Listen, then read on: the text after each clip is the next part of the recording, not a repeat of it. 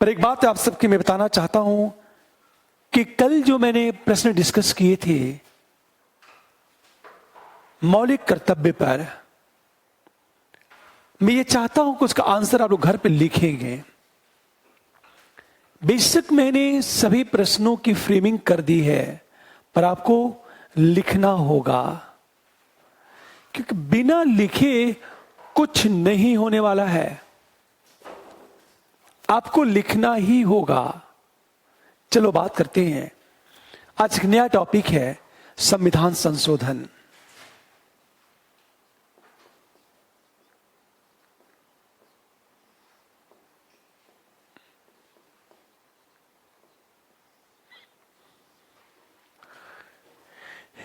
एक चीज ध्यान देना, इस बात को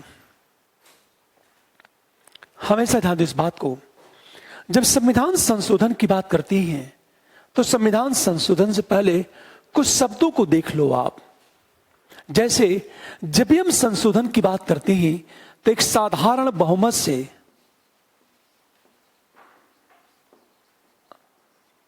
हमेशा संविधान संशोधन होता है। साधारण बहुमत से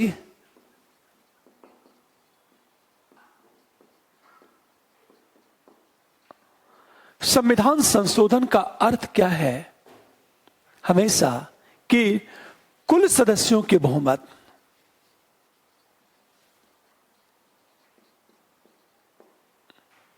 के आधे से अधिक सदस्यों की अनुमति से संशोधन। हमेशा ध्यान दो इस बात को, जब साधारण बहुमत से संशोधन करते हैं तो कुल सदस्यों के आधे से अधिक सदस्यों की अनुमति से संशोधन। फॉर एग्जाम्पल, मान लिया जाए 500 मेंबर हैं तो आधा कितना हो गया? 250।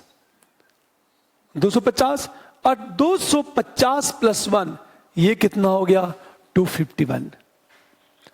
हमेशा ध्यान दो, आधे से अधिक सदस्यों की सहमति से जब संविधान में संशोधन होता है तो उसे कहते हैं साधारण बहुमत से संविधान संशोधन की बात करें हम लोग। अब ध्यान देने इस बात को।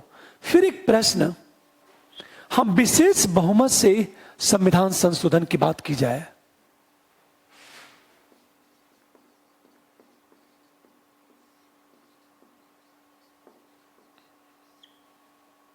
विशेष बहुमत से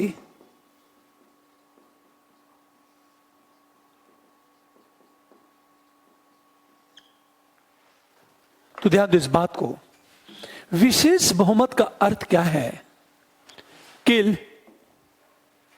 विशेष बहुमत का अर्थ है कुल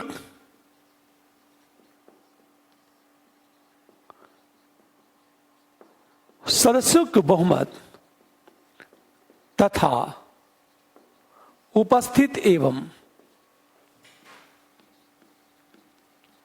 मतदान करने वाले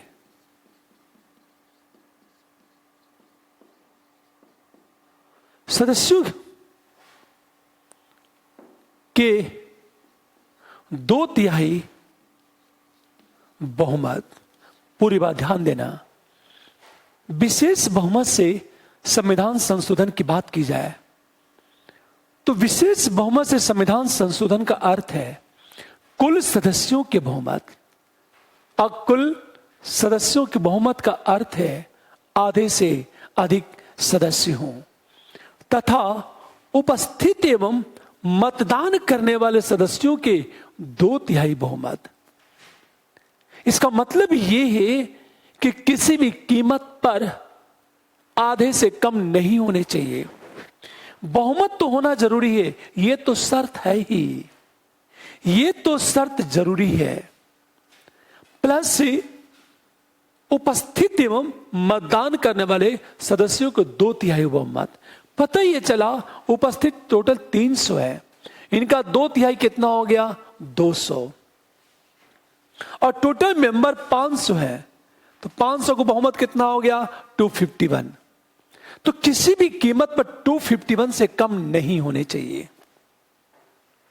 इसलिए विशेष बहुमत से संविधान संशोधन की बात की जाए, अर्थ क्या है? कुल सदस्यों के बहुमत तथा उपस्थित एवं मतदान करने वाले सदस्यों के 2/3 बहुमत की बात की जाती है। एक चीज प्लस, हमेशा ध्यान दो इस बात को, यह तो सामान्य चीज है। मान लिया जाए ये टोटल आपका ए है, मान लो, तो कुछ ऐसे विषय हैं जहां ए प्लस आधे से अधिक राज्यों की सहमति। हमेशा ध्यान दो इस बात को, जब विशेष बहुमत की बात करते हैं तो ध्यान देना, विशेष बहुमत से संविधान जब संशोधन की बात की जाएगी तो इसका अर्थ क्या है? कुल सदस्यों के बहुमत तथा उपस्थित एवं मतदान करने वाले सदस्यों के 2/3 बहुमत की बात की जाती है हमेशा। लेकिन कुछ ऐसे विषय हैं जहां विशेष बहुमत प्लस आधे से अधिक राज्यों की समझ चाहिए। तो मतलब है विशेष बहुमत प्लस आधे से अधिक राज्यों की सहमति चाहिए।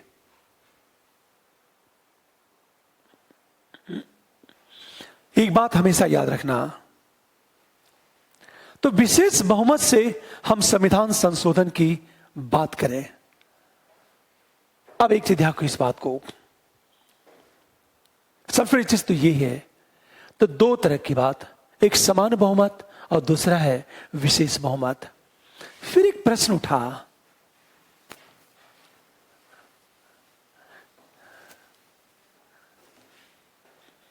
हम लोकसभा की बात करते हैं,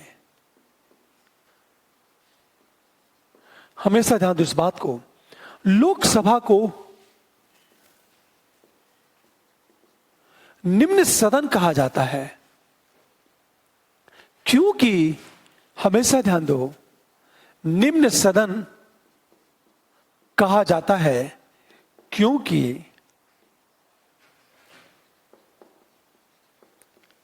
योग्यता की दृष्टि से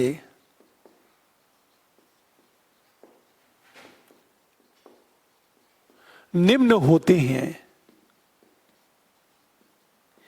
क्योंकि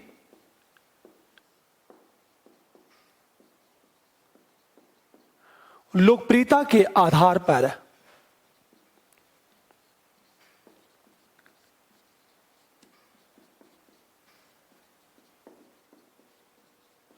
चुनाव होता है। पूरी बात ध्यान देना इस बात को, ये जो लोकसभा की बात की जाती है, इस लोकसभा को निम्न सदन कहा जाता है। निम्न सदन कहा जाता है क्योंकि योग्यता की दृष्टि से यह निम्न होते हैं।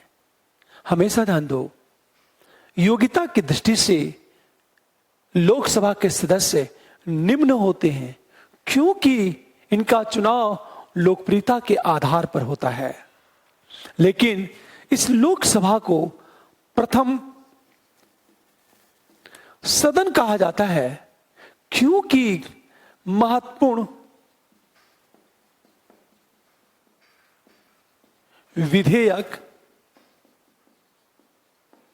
सर्वप्रथम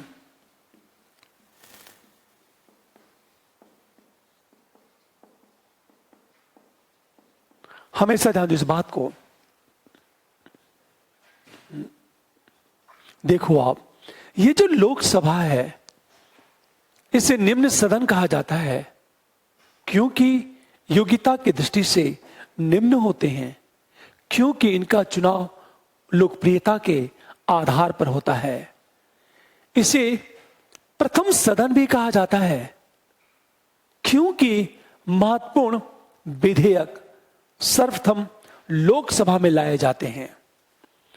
चूंकि महत्वपूर्ण विधेयक सर्वप्रथम लोकसभा में लाए जाते हैं, इसलिए इन्हें प्रथम सदन कहा जाता है। अब देखो, दूसरा शब्द है राज्यसभा। ध्यान देना इस बात को, यदि राज्यसभा की बात करें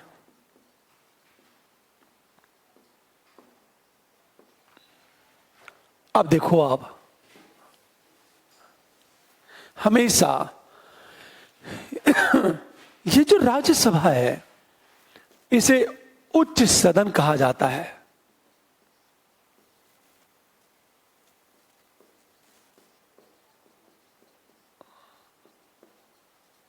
क्योंकि योग्यता की दृष्टि से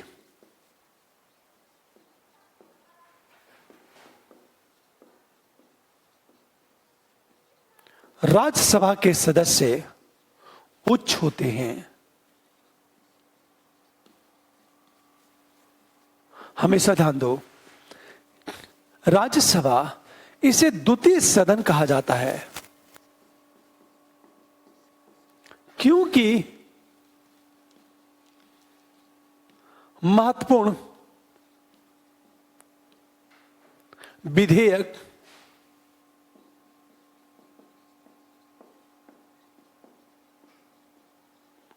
सर्वप्रथम लोकसभा में लाया जाता है।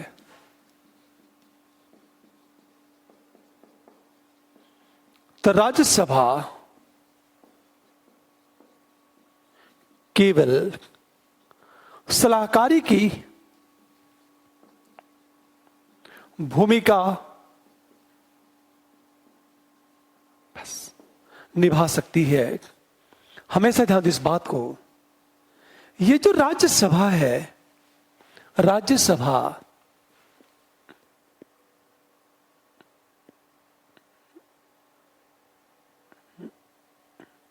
पूरी बात ध्यान देना, ये जो राज्यसभा है इसे एक उच्च सदन कहा जाता है, क्योंकि योग्यता की दृष्टि से राज्यसभा के सदस्य उच्च होते हैं। ध्यान दो, दूसरी चीज, इसे द्वितीय सदन कहा जाता है, क्योंकि महत्वपूर्ण विधेयक सर्वप्रथम लोकसभा में लाए जाते हैं और राज्यसभा केवल सलाहकारी की भूमिका निभाती है। हमेशा ध्यान दो इस बात को। पहली बात ध्यान दो, तो लोकसभा को प्रथम सदन क्यों कहा जाता और राज्यसभा को द्वितीय सदन क्यों कहा जाता है? पहली बात, लोकसभा को निम्न सदन क्यों कहते हैं और राज्यसभा को उच्च सदन क्यों कहा जाता है?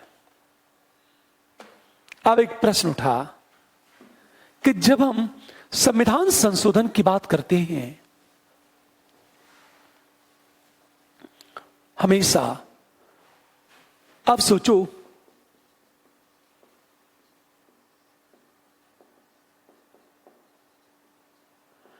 हम संविधान संशोधन की बात करें तो संविधान संशोधन का अर्थ क्या है? कि संविधान के किसी भाग को हटा देना, उसको मॉडिफाइड कर देना, उसमें नई चीज जोड़ देना, इसे कहते हैं संविधान संशोधन। तो संविधान संशोधन का अर्थ क्या है? ध्यान दो इस बात को। इसका अर्थ है, पहली चीज कि जो पुरानी चीजें संविधान में उसको हटा दिया जाए, नई चीज जोड़ दिया जाए या उसे मॉडिफाइड कर दिया जाए, परिष्कृत कर दिया जाए, इसे कहते हैं संविधान संशोधन। अब एक चीज सोचो जरा, प्रश्न ये उठा कि संविधान संशोधन क्यों?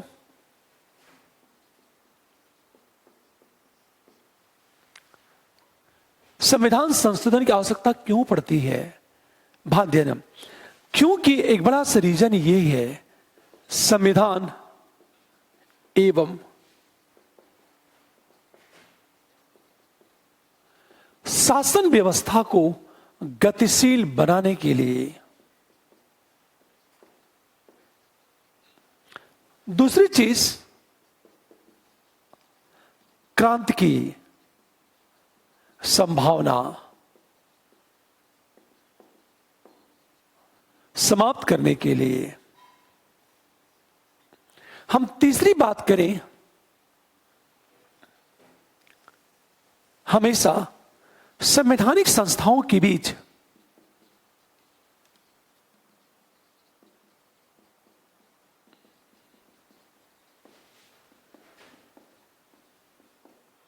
विवाद को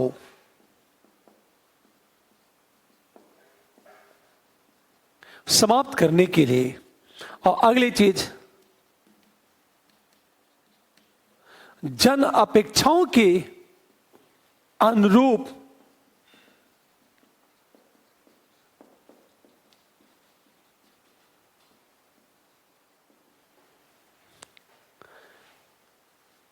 एक प्रश्न उठता है कि संविधान संशोधन की आवश्यकता क्यों? आखिर दुनिया के अधिकांश देश संविधान संशोधन पर इतना बल क्यों देते हैं? ध्यान देना इस बात को। कारण यह कि संविधान को डायनेमिक होना चाहिए, गतिशील होना चाहिए। दुनिया में कुछ भी स्थायी नहीं होता। हो सकता है 10 साल पहले जो चीज रेलिवेंट हो, प्रासंगिक हो, आज अप्रासंगिक हो जाए। हमेशा ध्यान इस बात को। तो पहली चीज कि यह जो संविधान है इसको डायनेमिक बनाना है, गतिशील बनाना है, ताकि समय के अनुरूप हमारा संविधान बना रहे और वो संविधान लोगों की अपेक्षाओं पर खड़ा उतरे।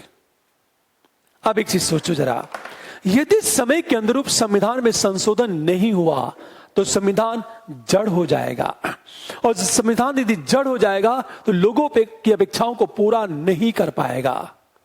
और जब लोगों की अपेक्षाएं पूरी नहीं होगी तो लोग उस संविधान के विरुद्ध खड़ा हो जाएंगे, संविधान के विरुद्ध खड़ा हो जाएंगे। इसलिए यदि संविधान को सदैव रेलिवेंट बने रहना है, प्रासंगिक बने रहना है संविधान को, तो संविधान को समय के अनुरूप बदलना होगा। और बदलाव तभी होगा जब संशोधन की बात की जाएगी। दूसरी तरफ यह शासन जो व्यवस्था है, शासन व्यवस्था को भी समय के अनुरूप गतिशील बनना होगा। अब एक चीज सोचो आप, ये जो शासन व्यवस्था है इसको इस तरह देखो, ये शासन व्यवस्था है, इसको शक्ति कहां से मिलती है? संविधान से। ये शासन व्यवस्था ये गतिशील तभी होगा जब हमारा संविधान क्या हो? गतिशील हो। मान लिया जाए आप संविधान में परिवर्तन नहीं करते तो स्वाभाविक है हमारा जो शासन व्यवस्था है वो समय के अनुरूप अपने आप को चेंज नहीं कर पाएगा।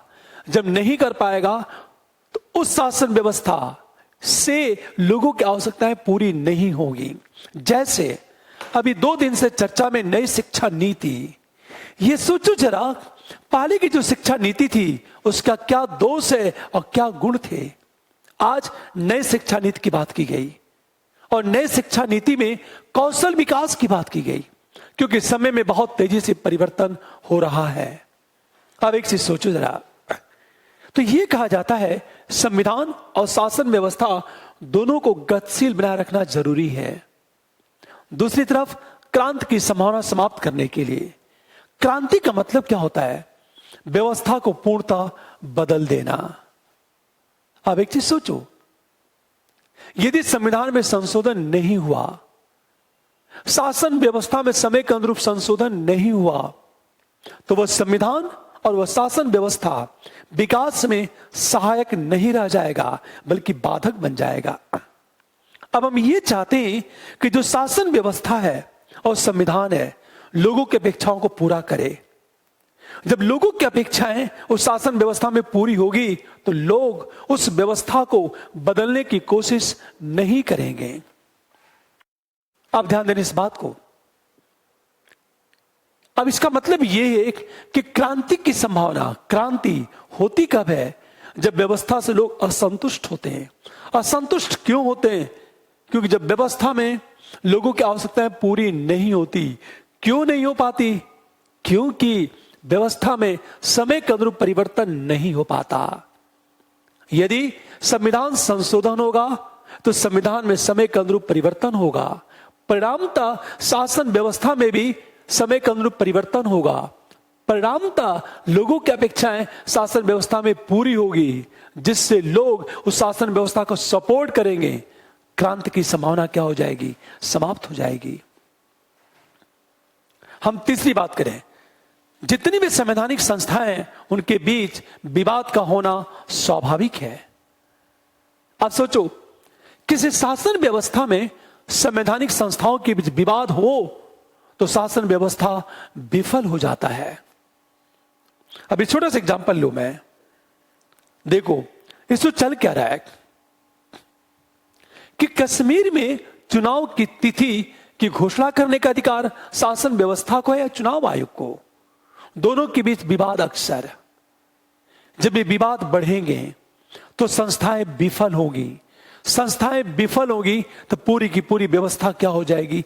विफल हो जाएगी। क्योंकि शासन व्यवस्था में संवैधानिक संस्थाएं ही कार्य कर रही हैं। फॉर एग्जाम्पल, चुनाव आयोग। शासन व्यवस्था का काम है चुनाव का सफल संचालन, और उसके पीछे काम कौन कर रहा है? चुनाव आयोग कर रहा है। पर यदि चुनाव आयोग और अन्य संस्थाओं के बीच विवाद पैदा हुआ तो स्वाभाविक है चुनाव का सफल संचालन नहीं हो पाएगा, जिससे लोकतंत्र पर प्रतिकूल प्रभाव पड़ेगा। तो संविधान संशोधन के माध्यम से क्या होता है? विभिन्न संस्थाओं के जो विवाद है उस विवाद को समाप्त करने की कोशिश की जाती है। अंत में देखा जाए अपेक्षाएं, जब समय में परिवर्तन होता है तो लोगों की अपेक्षाएं बदलती हैं, लोगों की आवश्यकताएं बदलती हैं। उन अपेक्षाओं के अनुरूप संविधान में परिवर्तन होते रहना चाहिए ताकि वह संविधान लोगों की आवश्यकताओं को पूरा करने में सक्षम हो। और यह तभी संभव है जब संविधान संशोधन की बात की जाए। इसे देखा जाता है दुनिया के जितने भी लोकतांत्रिक देश हैं जहां संविधान है, वहां संविधान संशोधन की व्यवस्था भी की गई है। यह है संविधान संशोधन। आपसे सिंपल प्रश्न पूछा जाएगा, प्रत्येक लोकतांत्रिक देश में संविधान संशोधन की व्यवस्था होती है, टिप्पणी करें तो क्यों होती है? बस इन बिंदुओं का क्या करना है? उल्लेख कर देना है। लिखो इसको आप।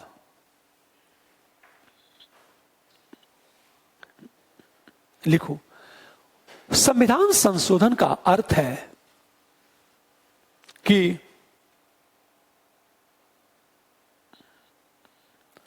संविधान संशोधन का अर्थ है कि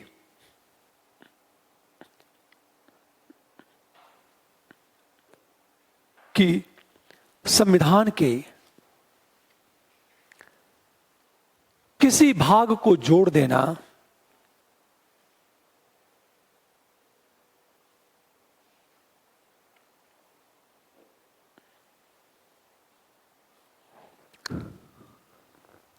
या बदल देना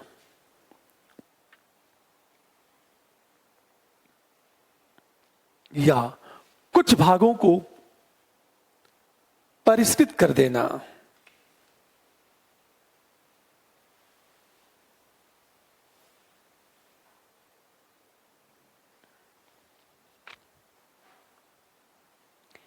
पैरा चेंज करो आप।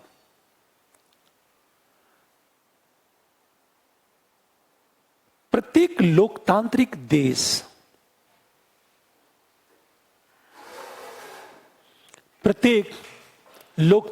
देश का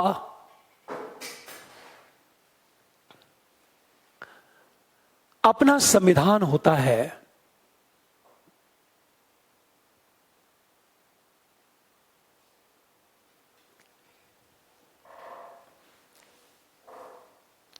जिसमें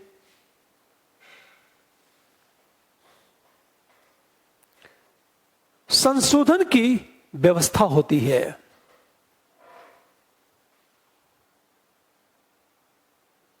क्योंकि नंबर 1,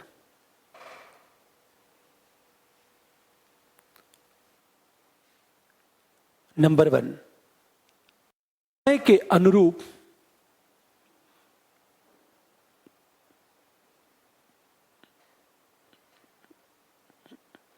शासन व्यवस्था को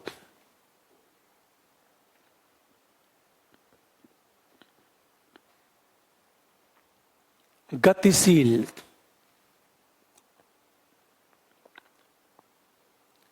बनाए रखने के लिए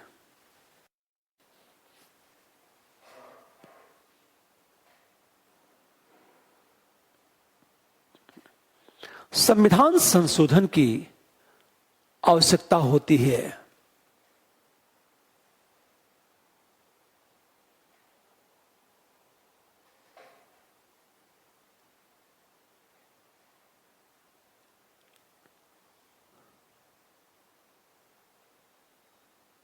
क्योंकि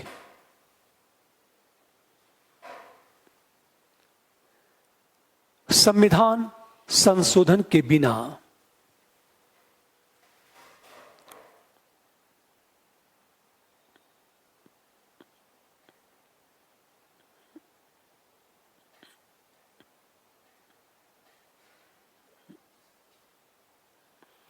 परिवर्तन को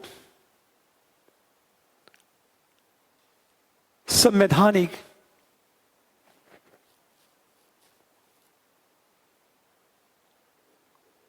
स्वरूप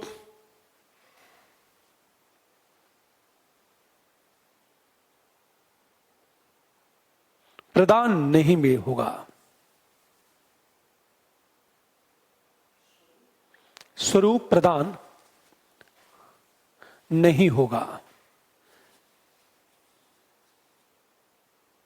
नंबर 2, समय के अनुरूप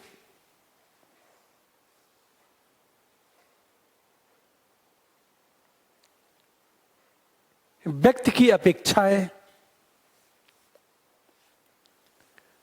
बदलती रहती हैं।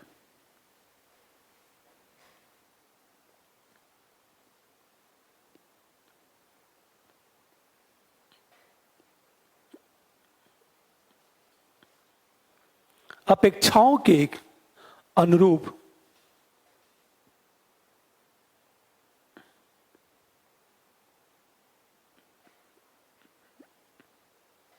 समाज के मूल्य एवं लक्ष्य भी बदल जाते हैं।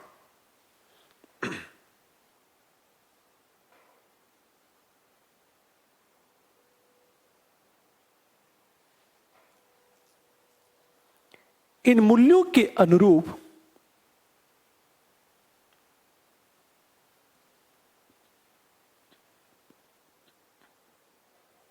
व्यवस्था में परिवर्तन करने के लिए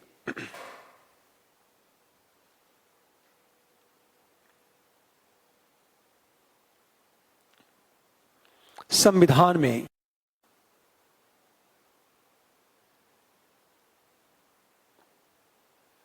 संशोधन की आवश्यकता होती है।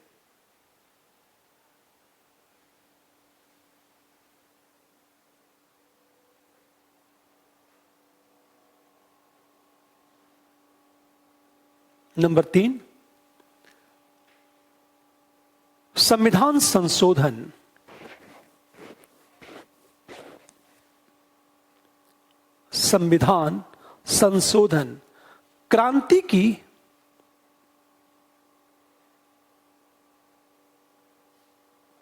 क्रांति की संभावना को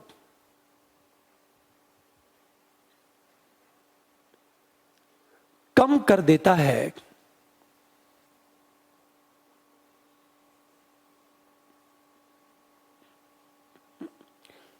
क्योंकि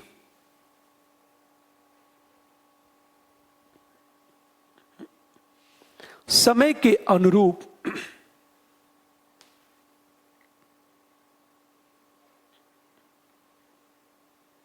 संविधान में संशोधन होने से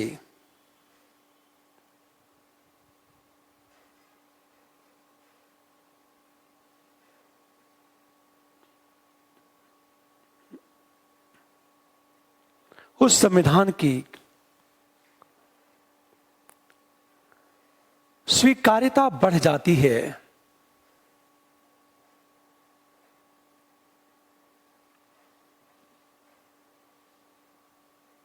नंबर 4,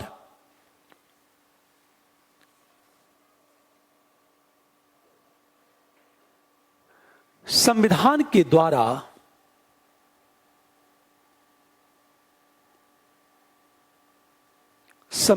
के द्वारा विभिन्न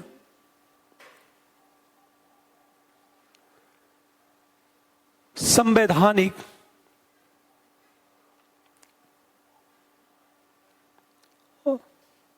संस्थाओं को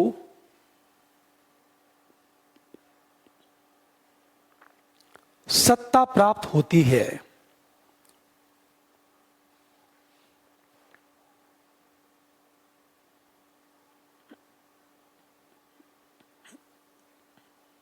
यदि विभिन्न संवैधानिक संस्थाओं के बीच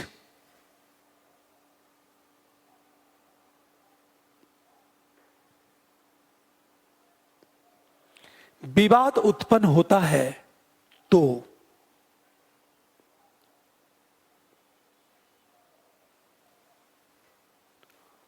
उन विवादों का समाधान करने के लिए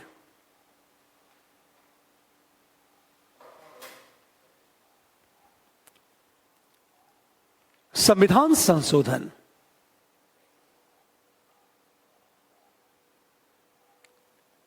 आवश्यक है।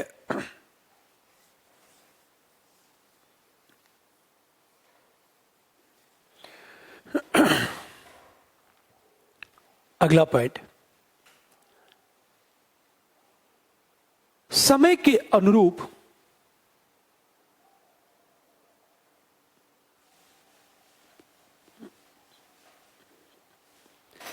अधिकारों की मांग में समय के अनुरूप अधिकारों की मांग में वृद्धि हो जाती है।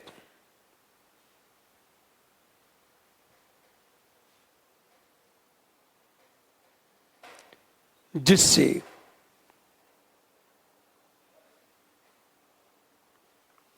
उन अधिकारों को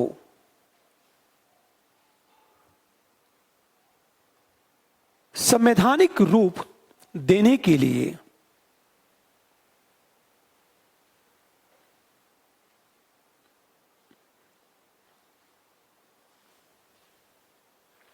संविधान संशोधन आवश्यक है।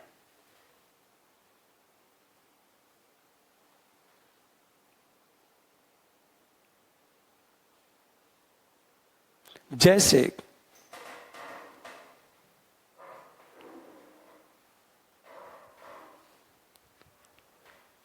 शिक्षा के अधिकार को लेकर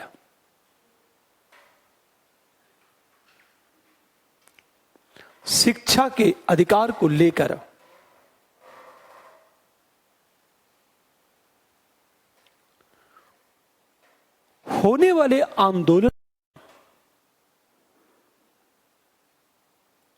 शांत करने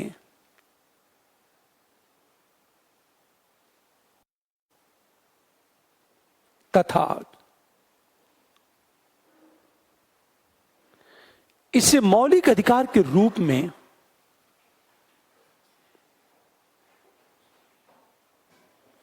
मान्यता देने के लिए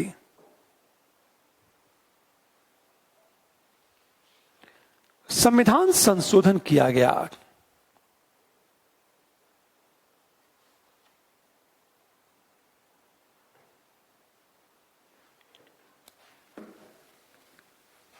अब एक चीज देखो आप,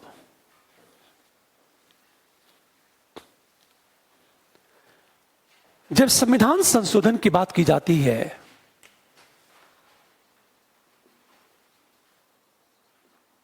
तो संविधान संशोधन की प्रकार की बात करेंगे। फर्स्ट प्रकार ये है, साधारण बहुमत के आधार पर संशोधन। इसमें क्या होगा, राज्य के नाम, सीमा,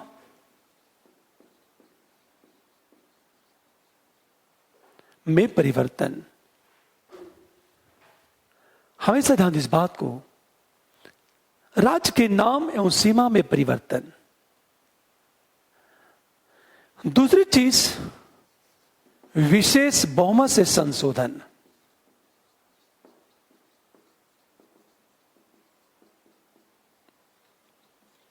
जैसे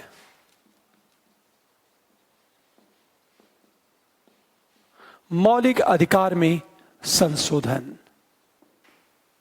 हम तीसरी चीज बात करें,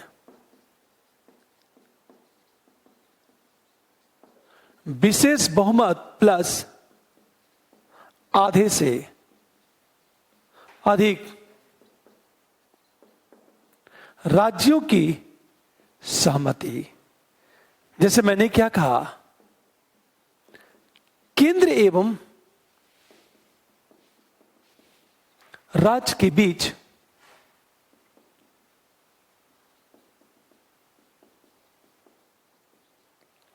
हम शक्तियों का वितरण,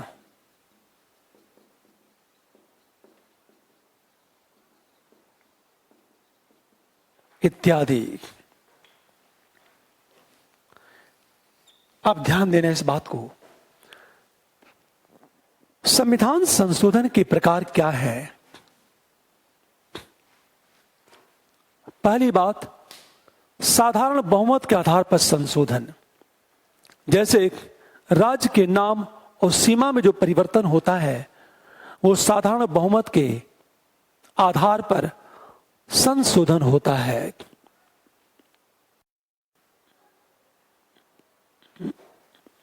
ध्यान देने इस बात को, राज्य के नाम और सीमा में जो परिवर्तन होता है वह साधारण बहुमत के आधार पर होता है,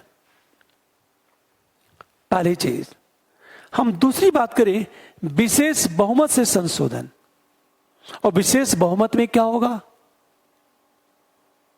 कुल सदस्यों की बहुमत, मतलब आधे से अधिक प्लस उपस्थित एवं मतदान करने वाले सदस्यों के 2/3 बहुमत।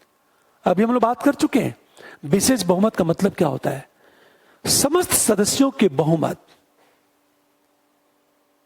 प्लस उपस्थित एवं मतदान करने वाले सदस्यों के 2/3 बहुमत। तो मौलिक अधिकारों में जो संशोधन होता है वह इससे होता है।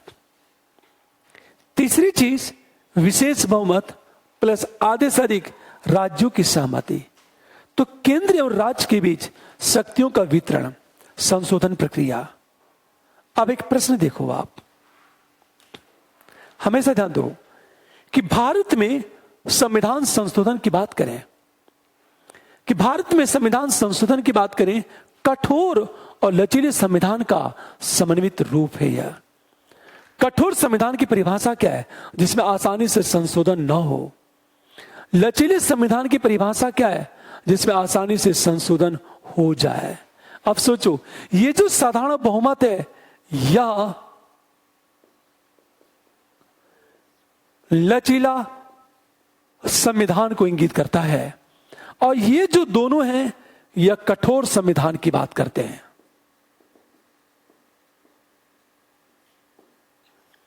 पूरी बात ध्यान दो, ये जो है लचीले संविधान की बात करता है या जो है कठोर संविधान की बात करता है। और देखा जाए दोनों का क्या है, मिश्रण है देखा जाए तो। इसलिए यह कहा जाता है कि भारत में जो संशोधन की प्रक्रिया है वह न तो प्योर लचीला, प्योर फ्लेक्सिबल है, न तो बहुत ही रिजिड है, बल्कि दोनों का मिश्रित रूप है। अब हमेशा ध्यान दो,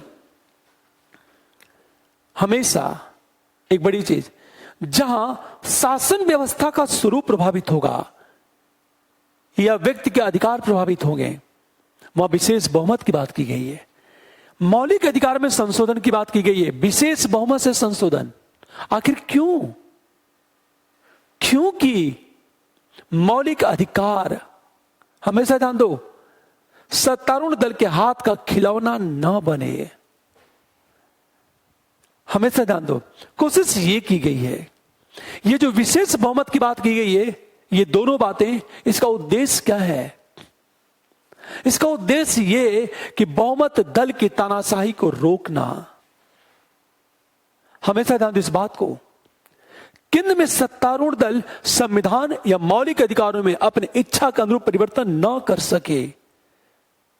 उपस्थित एवं मतदान करने वाले सदस्यों के 2/3 बहुमत की बात करके विपक्ष को मजबूत किया गया ताकि सत्ता पक्ष संविधान में मनमाने तरीके से संशोधन न कर पाए। उद्देश्य ये था। अब दूसरी चीज, विशेष बहुमत प्लस आधे से अधिक राज्यों की सहमत की बात क्यों की गई? हमेशा ध्यान दो, आधे से अधिक राज्यों की बात की गई है। ये क्यों किया गया? क्योंकि केंद्र में सत्तारूढ़ दल राज्य की शक्तियों का अधिग्रहण न कर ले। एक तरह से संघवाद को बचाए रखने की कोशिश की गई है। अब एक चीज सोचो, यदि यह प्रावधान नहीं होता तो केंद्र सरकार क्या करती? राज्यों की शक्तियों को छीन लेती। ये कहा जाए कि संविधान में जो प्रावधान है उसमें मनमाना संशोधन कर लेती।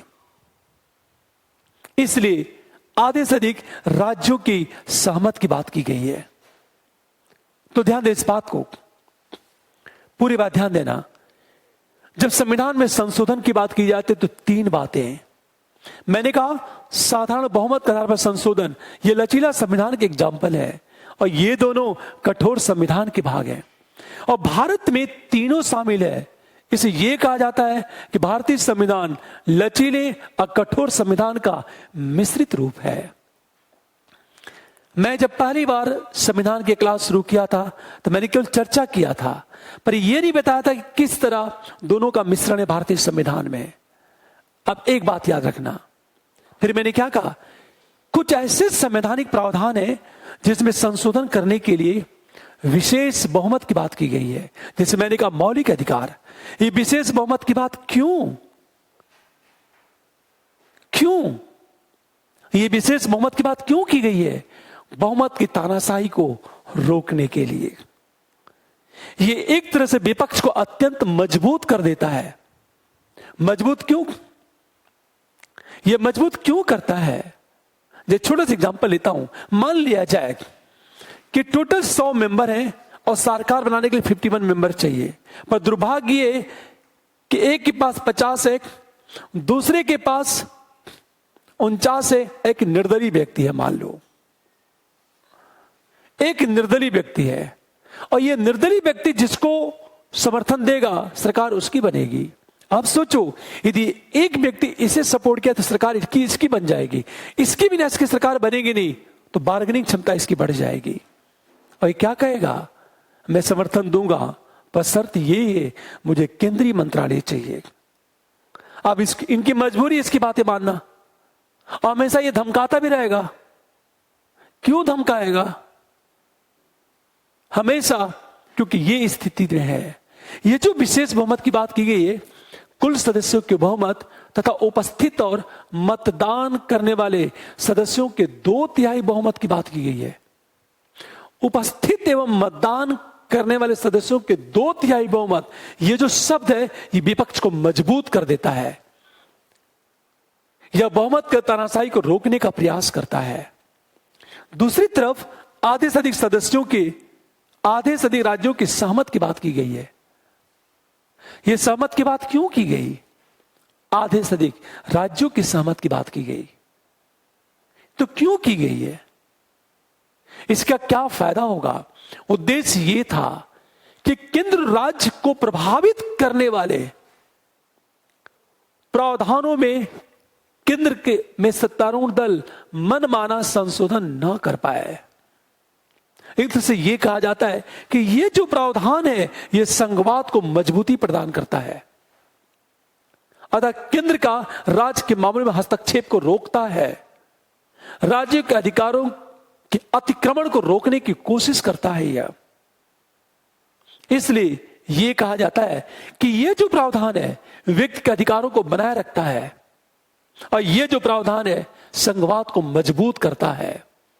यह जो प्रावधान है हमेशा संवैधानिक जो संस्थाएं हैं उनके मनमाने दुरुपयोग को रोकता है। फॉर एग्जाम्पल, न्यायपालिका की शक्तियों में कटौती की बात करोगे तो केंद्र राज्य दोनों की सहमत चाहिए, दोनों की सहमत चाहिए, वो भी आधे से अधिक राज्यों की सहमत चाहिए। इसका मतलब ये कि ये जो प्रावधान है संविधान की जितनी भी संस्थाएं हैं उनमें मनमाना संशोधन में सबसे बड़ा ब्रेकर है, सबसे बड़ा अवरोधक है कौन? ये प्रावधान। इसलिए इसे शामिल किया गया। अब प्रश्न क्या पूछेगा यूपीएससी? बहुत स्ट्रेट फॉरवर्ड क्वेश्चन कि भारत में संविधान संशोधन के विभिन्न रूपों का वर्णन करें, पर यह यूपीएससी कभी नहीं पूछेगा। प्रश्न क्या? भारत में संविधान संशोधन की प्रक्रिया एक तरह से मिश्रित संविधान को इंगित करता है।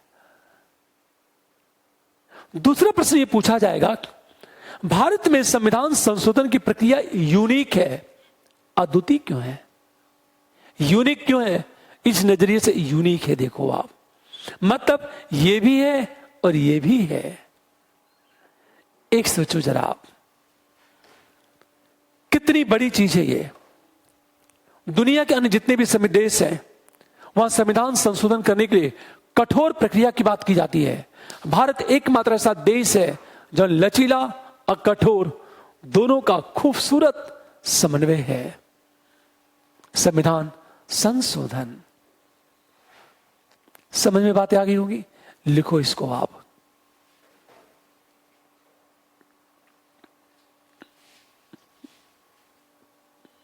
लिखो इसको आप। भारतीय संविधान में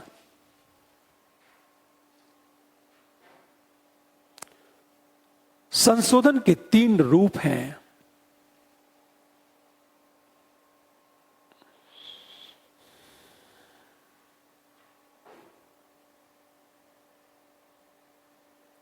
तीन रूप हैं। जैसे नंबर 1, संविधान में कुछ ऐसे प्रावधान हैं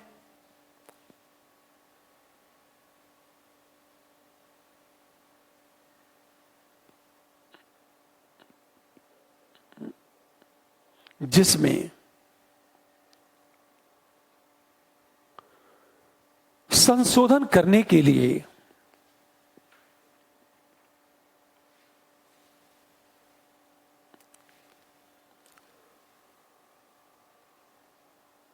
दोनों सदनों में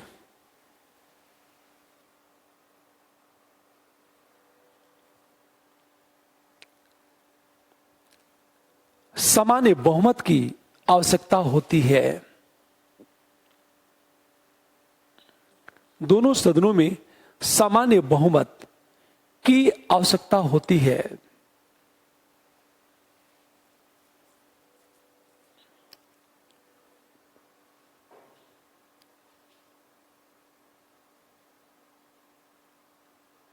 जैसे राज्य के नाम एवं सीमा में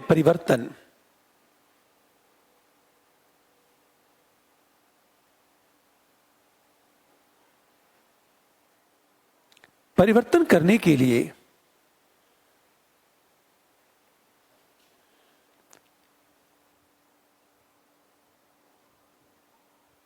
सामान्य बहुमत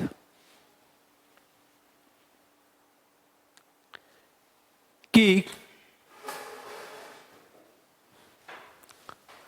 आवश्यकता होती है।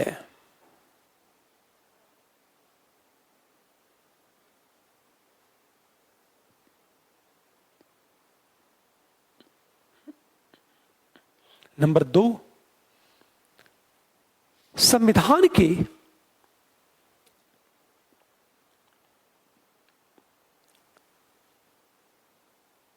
कुछ ऐसे प्रावधान हैं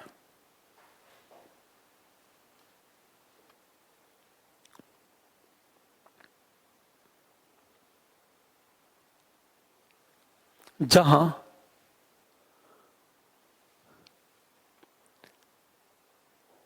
संशोधन करने के लिए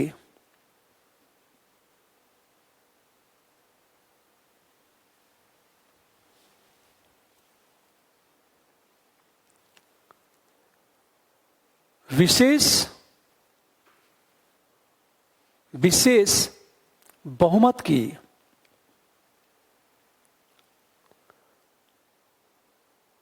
आवश्यकता होती है। अर्थात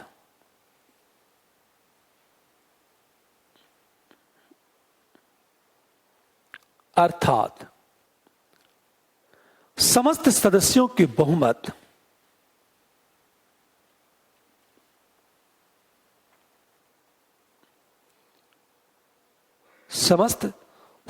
के बहुमत तथा उपस्थित एवं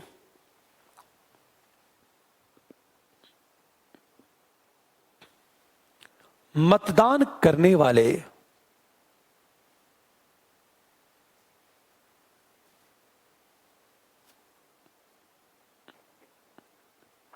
सदस्यों के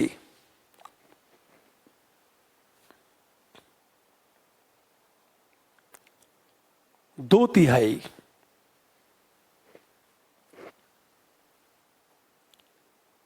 बहुमत की आवश्यकता होती है।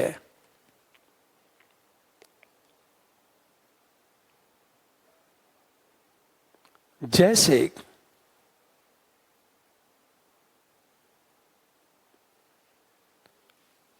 मौलिक अधिकार में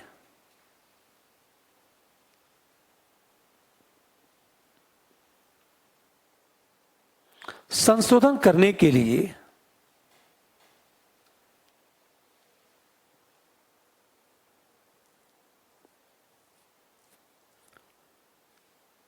विशेष बहुमत की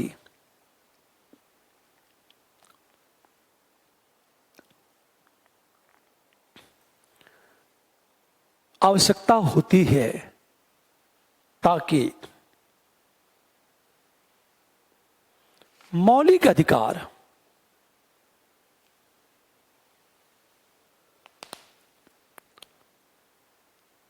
सत्तारूढ़ दल के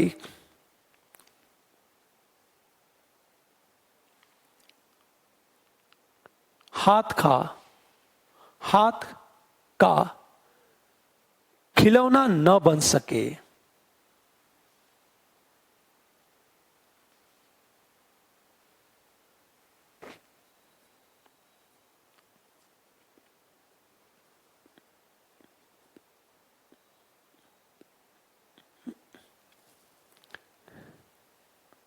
नंबर 3, संविधान के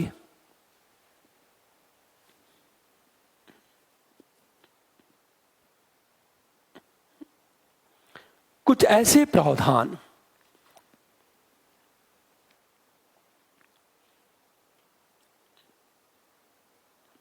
जिसमें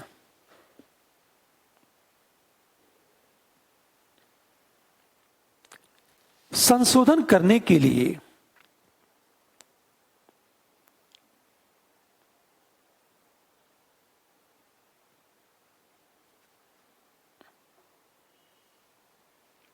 विशेष बहुमत के साथ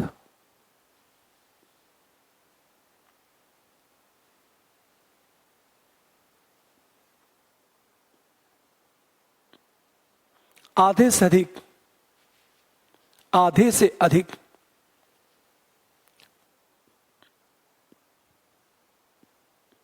राज्यों के समर्थन की आवश्यकता होती है।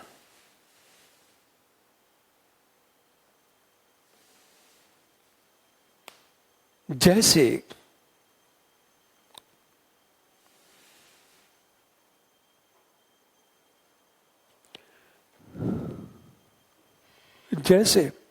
केंद्र और राज्य के बीच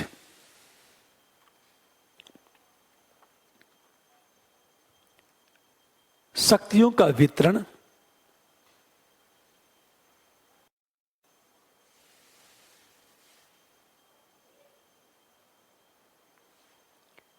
न्यायपालिका के अधिकार,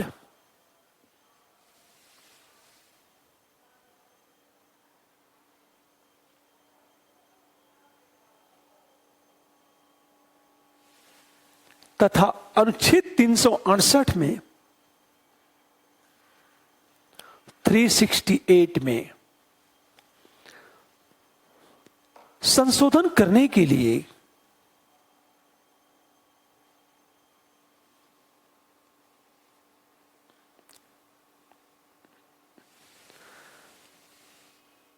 विशेष बहुमत के साथ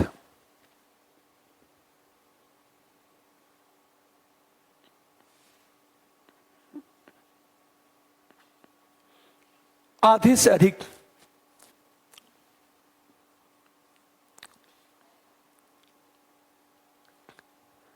राज्यों का समर्थन आवश्यक है।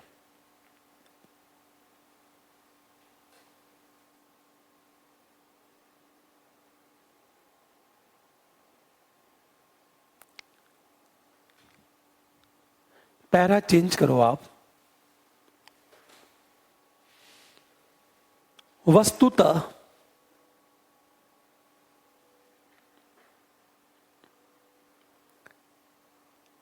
आधे से अधिक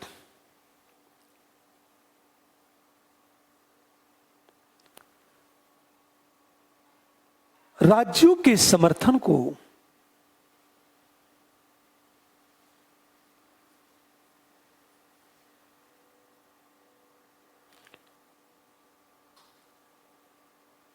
इसलिए जोड़ा गया ताकि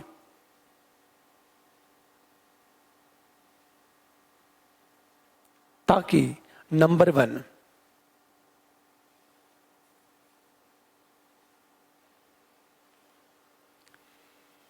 केंद्र सरकार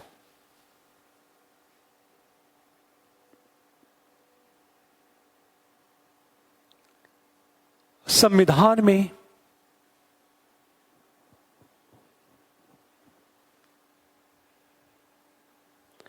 मनमाना संशोधन करके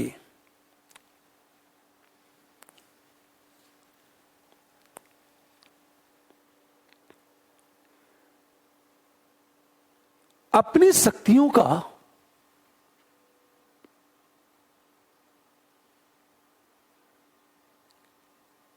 विस्तार न कर सके।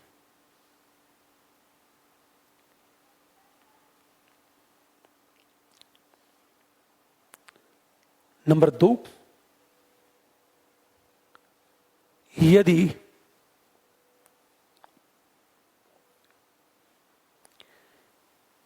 किसी महत्वाकांक्षी दल का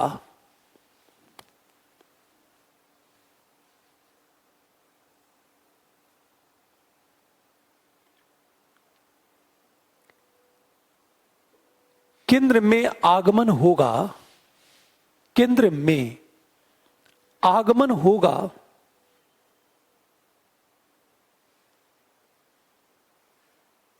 तो वह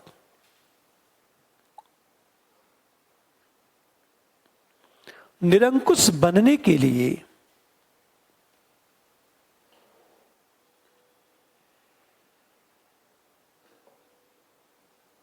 सभी शक्तियों का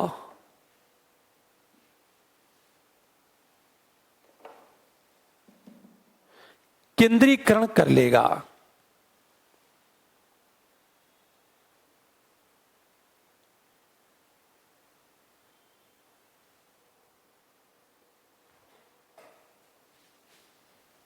किंतु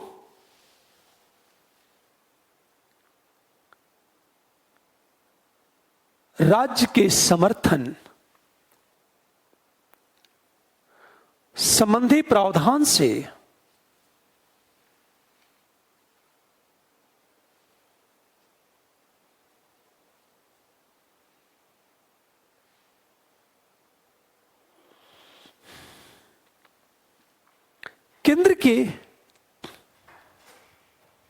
केंद्र में शक्तियों के केंद्रीकरण पर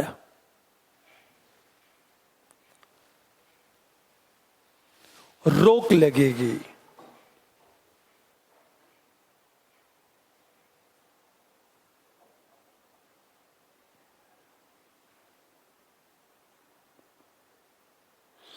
अब एक बात ध्यान देने इस बात को, यह विशेष प्रावधान क्यों लाया गया? ताकि केंद्र सरकार मनमाने तरीके से संविधान में संशोधन न कर सके। दूसरी चीज, यदि कोई दल निरंकुश बनने की कोशिश करता तो ये क्या करेगा? ये प्रावधान रोक देगा। तो ये जो विशेष बहुमत है, ये कर क्या रहा है बताओ जरा। ये जो विशेष बहुमत का प्रावधान है, केंद्र के निरंकुश बनने में एक बड़ी बाधा है। अब एक चीज सोचो जरा, प्रश्न कैसे बनेगा यूपीएससी में? हाँ बिल्कुल। अब एक चीज सोचो जरा, बिल्कुल प्रश्न कैसे बन सकता है यूपीएससी में? एक सिंपल प्रश्न पूछा जाएगा कि भारतीय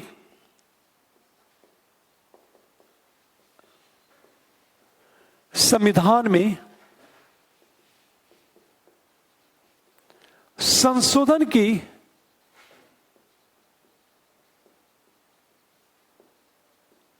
का उल्लेख करें।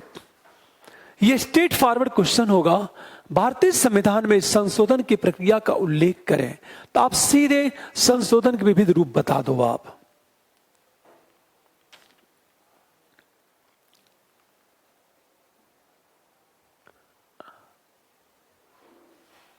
आप ध्यान देने इस बात को, यह सिंपल क्वेश्चन पूछा जाएगा। दूसरा क्वेश्चन ही पूछा जा सकता है आपसे। दूसरा प्रश्न,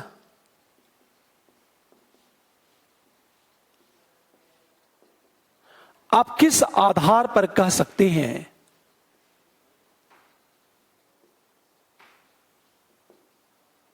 कि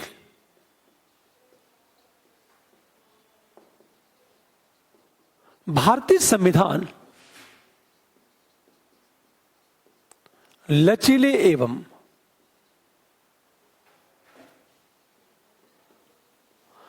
कठोर संविधान का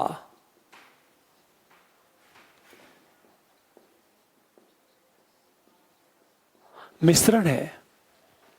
अब देखो, जब प्रश्न ये पूछा जाएगा तो आप करोगे, जब इसका आंसर चलेगा तो कैसे चलेगा? फर्स्ट पैरे में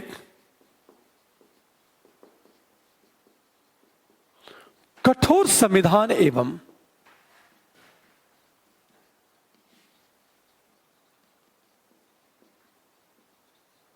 अब लचीले संविधान का अर्थ बताएंगे।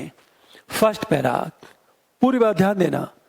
आप किस आधार पर कह सकते हैं कि भारतीय संविधान लचीले एवं कठोर संविधान का मिश्रण है? फर्स्ट पैरे में क्या होगा? कठोर संविधान एवं लचीले संविधान का आप अर्थ बताएंगे। हम सेकेंड पैरा में आएंगे और ये सीधे कहेंगे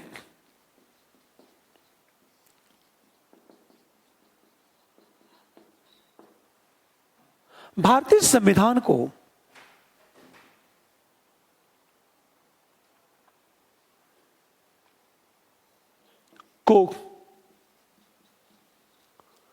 संशोधन की प्रक्रिया के आधार पर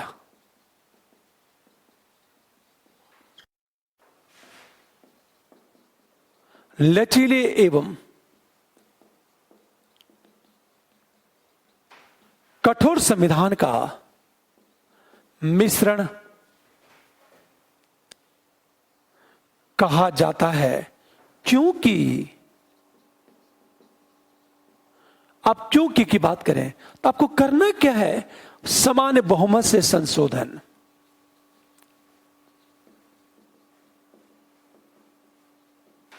नंबर 1, विशेष बहुमत से संशोधन। केवल इतनी बातें बता देनी है। और तीसरा, विशेष बहुमत प्लस आधे से अधिक राज्यों की सहमति।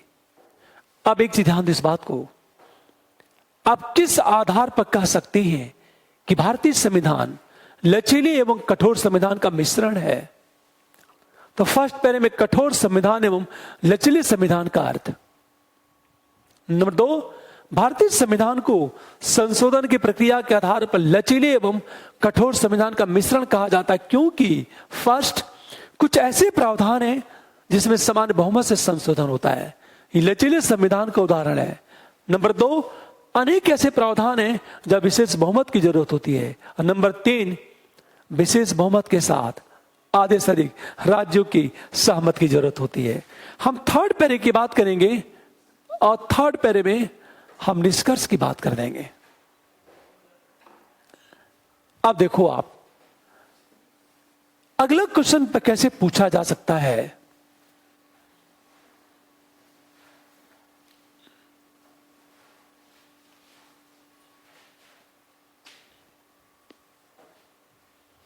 थोड़ा सा एंड कर रहा हूं मैं। अगला क्वेश्चन,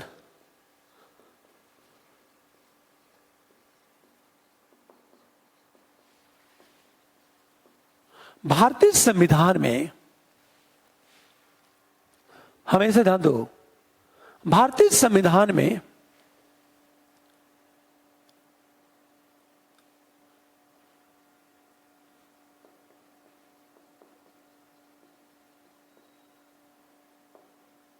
मानवाधिकार एवं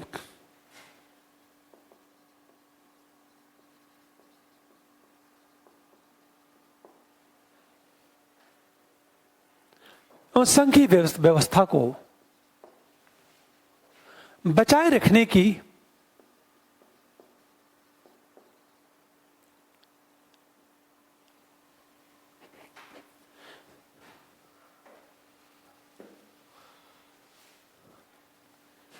व्यवस्था की गई है।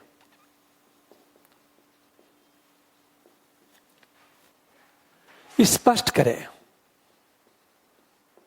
लेकिन स्पष्ट करे पूछेगा नहीं, या तो एग्जामिन की बात करेगा या तो वैल्यूएशन की बात करेगा, मूल्यांकन की बात करेगा। मान लिया जाए यदि प्रश्न पूछा जाता है तो मैं थोड़ा सा हिंट कर रहा हूं इस प्रश्न को, कि मैं थोड़ा सा हिंट कर रहा हूं आंसर कैसे चलेगा ये आपका। मानवाधिकार एवं संघीय व्यवस्था को बचाए रखने की बात की गई है। एक चीज ध्यान देना, मानवाधिकार की रक्षा के लिए मौलिक अधिकारों का संरक्षण, हमेशा मानवाधिकार की रक्षा करने के लिए मौलिक अधिकारों का संरक्षण, इसके लिए दो बातें की गई हैं। नंबर 1,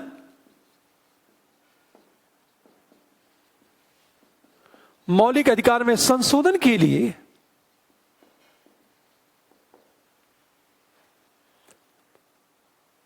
विशेष बहुमत की आवश्यकता।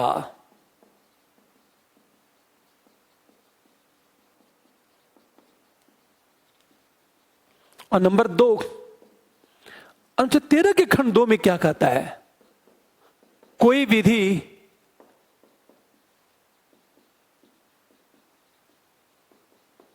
मौलिक अधिकारों को सीमित करती है तो उस सीमा तक शून्य हो जाएगी। पहली बात, संघीय व्यवस्था के लिए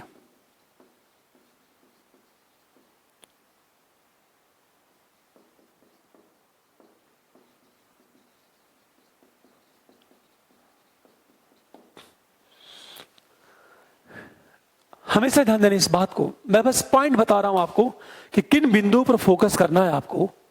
प्रश्न क्या है? भारतीय संविधान में मानवाधिकार एवं संघीय व्यवस्था को बचाए रखने की व्यवस्था की गई है, स्पष्ट करें। आप ध्यान देना, मानवाधिकार की रक्षा के लिए मौलिक अधिकारों का संरक्षण। अब मौलिक अधिकारों का संरक्षण करने की दो बातें की गई हैं। नंबर 1, मौलिक अधिकार में संशोधन के लिए विशेष बहुमत की जरूरत। हमेशा ध्यान दो, अर्थात सरकार मनमाने तरीके से मौलिक अधिकार में संशोधन नहीं कर सकती। 13 का खंड 2 क्या कहता है? अनुच्छेद 13 का खंड 2 क्या कहता है कि यदि कोई विधि मौलिक अधिकारों को सीमित करती है तो उस सीमा तक शून्य हो जाएगी। आप ध्यान देना इस बात को, कितनी अच्छी बात। नंबर 2, संघीय व्यवस्था की रक्षा करने के लिए क्या प्रावधान है?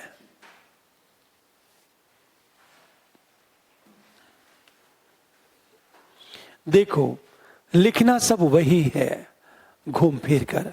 बस मैं बार बार ये सारी चीज डिस्कस क्यों कर रहा हूं कि प्रश्न क्या पूछेगा और कैसे लिखना है, क्योंकि अंततः आपको मेंस में आंसर ही लिखना होगा। क्या जानते हैं कोई मतलब नहीं है।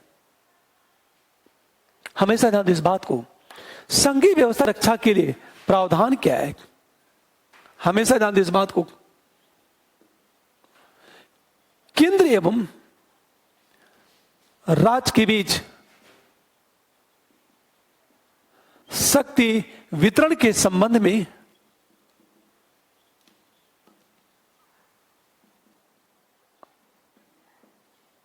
संशोधन के लिए विशेष बहुमत तथा आधे से अधिक राज्यों की सहमति। और दूसरी चीज बात करें,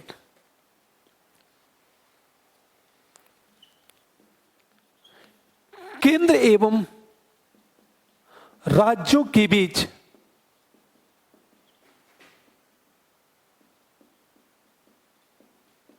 होने पर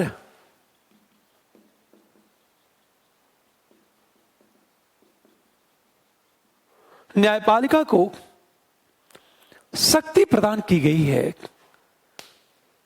पूरी बात ध्यान देना इस बात को, केंद्र और राज्य के बीच शक्ति वितरण के संबंध में संशोधन के लिए विशेष बहुमत तथा आधे से अधिक राज्यों की सहमति आवश्यक है। और दूसरी चीज, केंद्र और राज्य के बीच विवाद उत्पन्न होने पर न्यायपालिका को शक्ति प्रदान की गई है।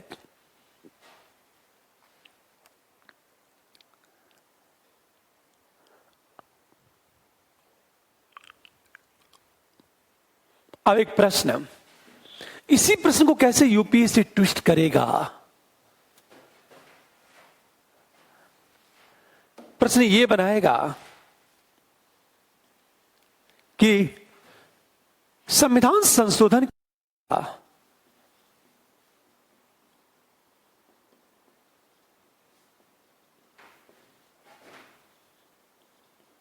प्रक्रिया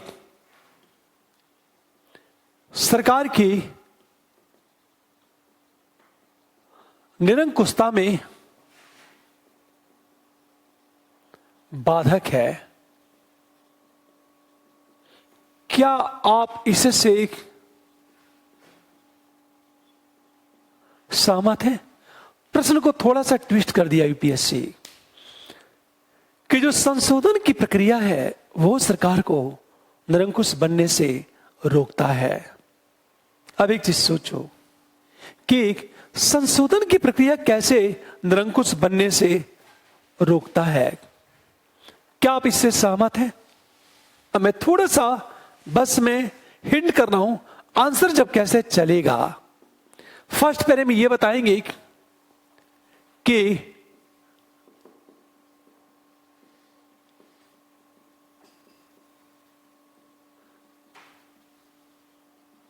संविधान संशोधन की प्रक्रिया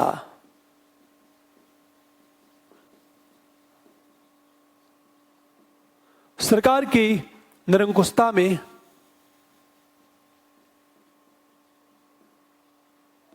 क्यों बाधक है। नंबर 1 ए,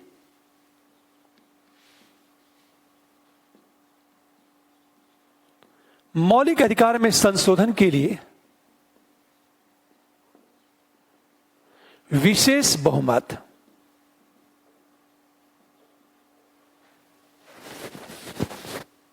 और नंबर हम बी की बात करें, मौलिक अधिकार में संशोधन के लिए विशेष बहुमत। नंबर बी की बात करें,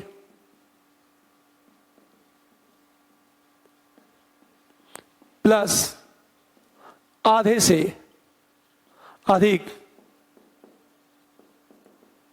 राज्यों की सहमति। हम सेकेंड पैरे में आएंगे, लेकिन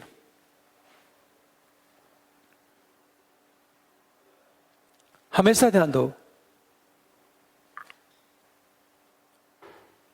ये सब तो आदर्श की बातें हैं कि संविधान संशोधन की प्रक्रिया सरकार के निरंकुशता में बाधक है क्योंकि दो बातें उल्लेख करोगे, ए और बी। प्रश्न को थोड़ा सा ट्विस्ट करेगा यूपीएससी।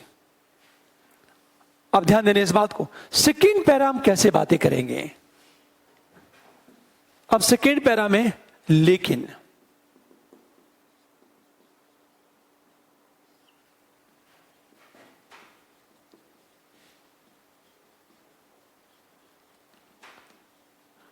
देखा जाए तो संशोधन की प्रक्रिया को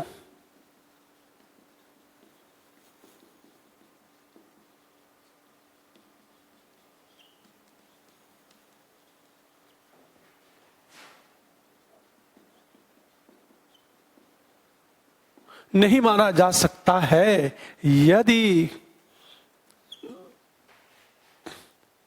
केंद्र राज्य में एक दल का शासन हो, यदि नंबर 1 केंद्र एवं राज्य में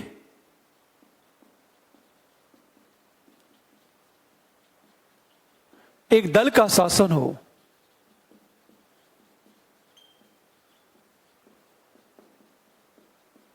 हाँ दलीय अनुशासन हो।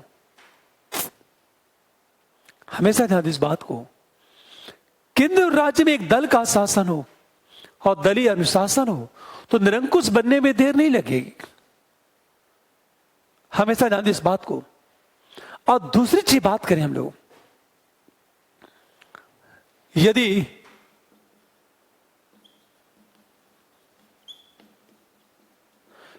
केंद्र में सत्तारूढ़ दल को 2/3 बहुमत प्राप्त हो जाए,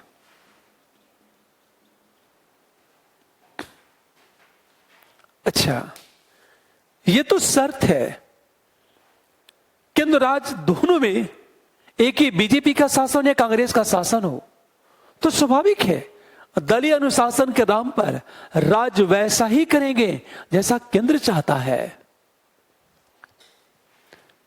यदि केंद्र में सत्तारूढ़ दल को 2/3 बहुमत मिल गया तो भी संभव है, और 2/3 बहुमत मिलना टफ नहीं है क्योंकि लोकप्रियता के आधार पर मिल सकता है। जवाहरलाल नेहरू, इंदिरा गांधी, राजीव गांधी को 2/3 बहुमत प्राप्त हुआ था। 400 प्लस सीटें राजीव गांधी के जमाने में कांग्रेस को मिली थी। यह अलग चीज है, सहानुभूति की लहर दौड़ गई। सहानुभूति की बात करें, हमेशा ध्यान दो, सैद्धांतिक दृष्टिकोण से यह कहा जा सकता है कि निरंकुशता में बाधक है, लेकिन व्यवहारिक दृष्टिकोण से क्या है, यह शर्त है अंत में आओगे आप थर्ड पैरे में, और हम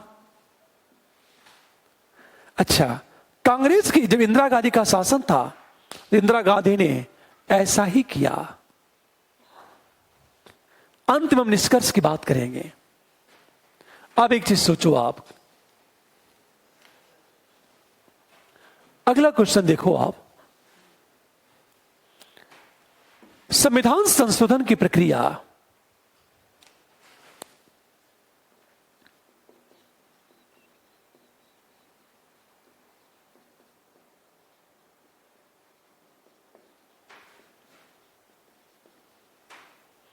संविधान संशोधन की प्रक्रिया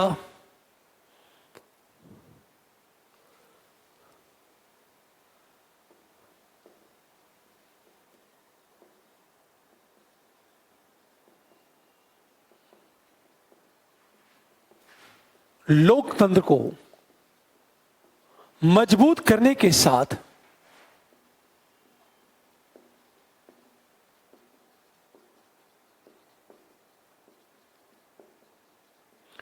को भी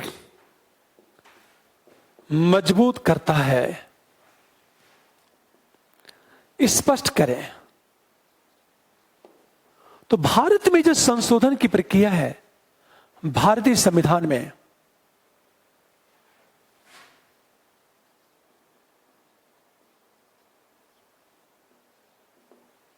संशोधन की प्रक्रिया संसदीय प्रक्रिया में लोकतंत्र को मजबूत करने के साथ विपक्ष को भी मजबूत करता है। एक बात याद रखना है, जो संशोधन की प्रक्रिया है, पूरी बात ध्यान देना, जो संशोधन की प्रक्रिया है, ये क्या करेगा? सरकार को निरंकुश बनने से रोक देगा, मौलिक अधिकारों का संरक्षण करेगा। तो स्वाभाविक है लोकतंत्र मजबूत होगा। जब विपक्ष मजबूत होगा तो सदन में बहस होगी, सदन में डिबेट होगा, तो संसदीय प्रक्रिया भी मजबूत होगी। अब सोचो, आप केवल स्पष्ट करना है, आपको करना क्या? फर्स्ट पैरे में संविधान संशोधन की प्रक्रिया बतानी है। हमेशा फर्स्ट पैरे में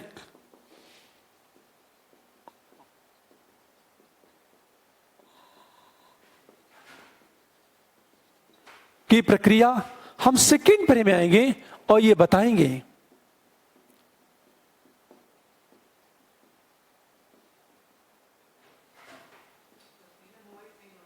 तीनों बिल्कुल लोकतंत्र का मजबूत तथा विपक्ष को भी मजबूत करता है। क्योंकि अब एक चीज सोचो, ये लोकतंत्र को कैसे मजबूत करता है? क्योंकि मौलिक अधिकारों में सामान्य बहुमत से संशोधन नहीं हो सकता, विशेष बहुमत की जरूरत होगी, और विशेष बहुमत में उपस्थित सदस्यों के 2/3 बहुमत की बात की जाती है। तो विपक्ष क्या करेगा? मौलिक अधिकारों में मनमाना संशोधन पर रोक लगा सकता है। ये विपक्ष को क्यों मजबूत करेगा? हमेशा ध्यान दो इस बात को, ये विपक्ष को क्यों मजबूत करेगा? क्योंकि यह सत्तारूढ़ दल को शक्तियों के केंद्रीकरण पर रोक लगा देता है, और जब शक्तियों का केंद्रीकरण पर जब रोक लग जाएगा, शक्तियों के केंद्रीकरण पर जब रोक लग जाएगा, तो स्वाभाविक है विपक्ष क्या होगा? मजबूत होगा। ये प्रश्न बनेंगे। अगला क्वेश्चन देखो जरा,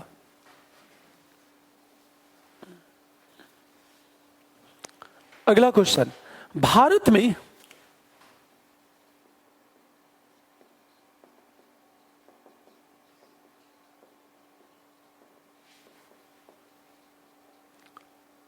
संविधान संशोधन की प्रक्रिया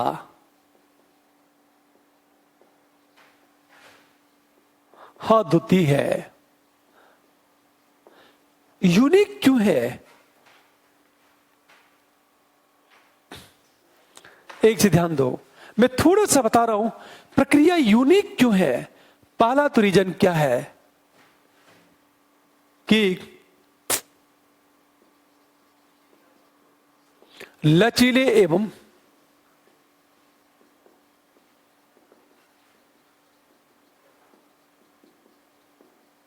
मिश्रण दुनिया में कहीं नहीं है। और दूसरी चीज देखा होगा,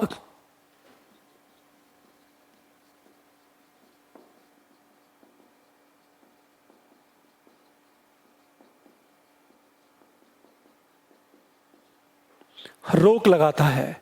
और रोक कैसे लगाता है? अब ये बात करोगे आप कि भारत में संविधान संशोधन की प्रक्रिया यूनिक है, स्पष्ट करें ये यूनिक क्यों है? क्योंकि लचीले एवं कठोर संविधान का मिश्रण है।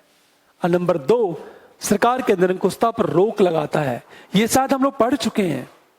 लचीले संविधान, सामान्य बहुमत, कठोर संविधान, विशेष बहुमत।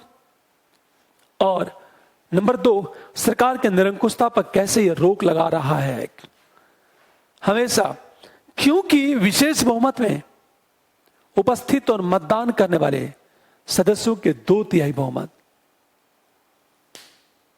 और अक्सर देखा होगा आधे से अधिक राज्यों की सहमत की जरूरत भी होती है।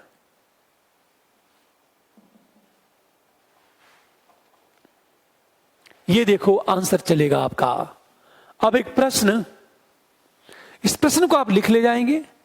बस मैं पॉइंट बता दिया हूं, मैं लिखना आपका काम है।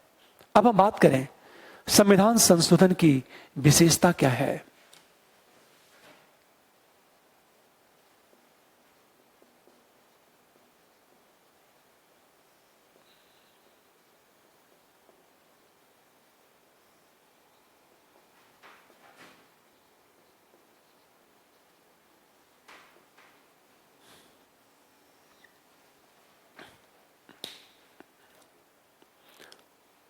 संविधान संशोधन की विशेषता की बात करें, कुछ बातें हमेशा याद रखना।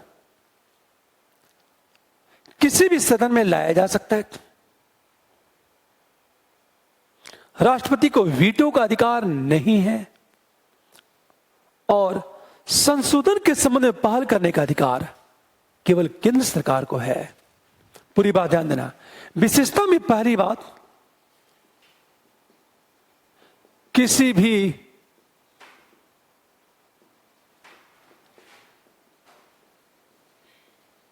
सदन में लाया जा सकता है। दूसरी बात, राष्ट्रपति को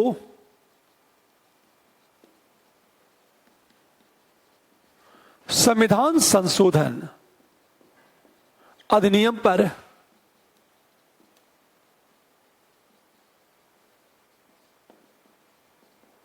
वीटो का अधिकार नहीं। और तीसरी बात,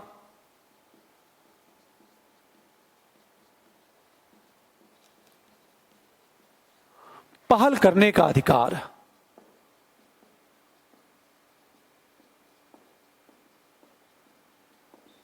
केंद्र को ध्यान देने इस बात को, मजा आएगा। किसी भी सदन में लाया जा सकता है, चाहे लोकसभा हो चाहे राज्यसभा हो। किसी भी सदन में लाया जा सकता है और दोनों सदनों की सहमति जरूरी है। अर्थात एक भी सदन असहमत हुआ तो संविधान संशोधन संबंधी प्रस्ताव पास नहीं होगा। कितनी अच्छी बात है। इसका उद्देश्य क्या है? किसी भी सदन में लाया जा सकता है, चाहे लोकसभा हो चाहे राज्यसभा हो। किसी भी सदन में लाया जा सकता है और दोनों सदनों से पास होना जरूरी है। यदि एक भी सदन असहमत हुआ तो वह प्रस्ताव पास नहीं होगा। अर्थात संविधान संशोधन के संदर्भ में संयुक्त अधिवेशन का प्रावधान नहीं है। हमेशा ध्यान दो इस बात को। इसका मतलब क्या चीज है?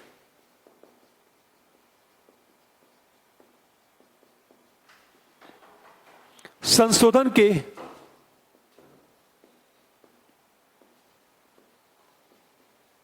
संयुक्त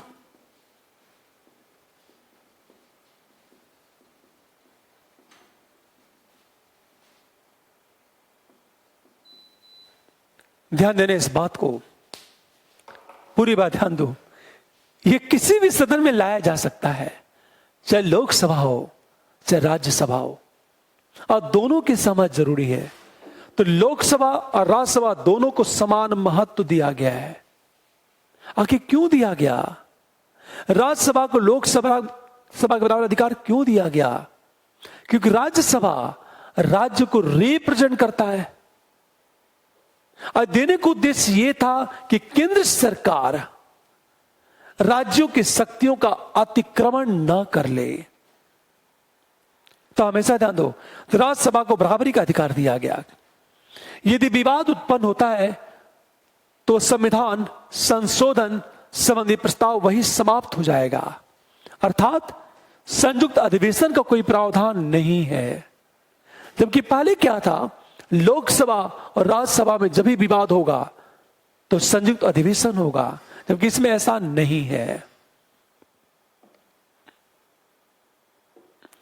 दूसरी चीज, राष्ट्रपति को संविधान संशोधन अधिनियम पर वीटो का अधिकार नहीं है।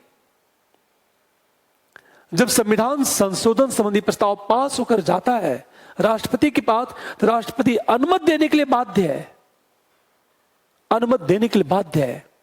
और तीसरी चीज, संविधान संशोधन पर पहल करने का अधिकार केंद्र सरकार को है, अर्थात संविधान में संशोधन के संबंध में पहल करने का अधिकार राज्य के पास नहीं है।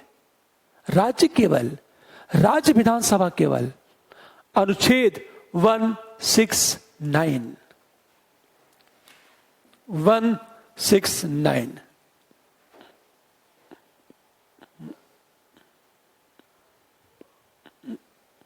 ध्यान दो इस बात को। अनुच्छेद 169 के तहत केवल विधान परिषदों को समाप्त करने के संबंध में सुझाव देती है। संविधान में संशोधन का अधिकार राज्य को दिया ही नहीं गया, कि केंद्र को दिया गया है। पर एक बात ध्यान दें इस बात को, कितनी अच्छी बातें की गई हैं।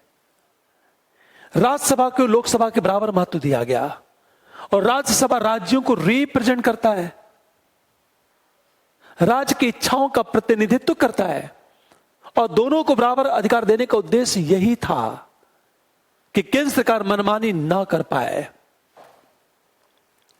दूसरी बात, राष्ट्रपति को वीटो का अधिकार दिया ही नहीं गया, जन इच्छा को तो दिया गया। यह संविधान संशोधन की विशेषता है।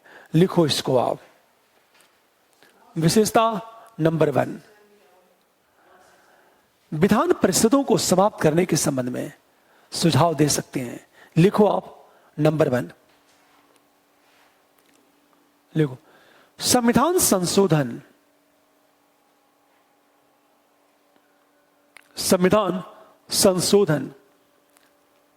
संबंधी प्रस्ताव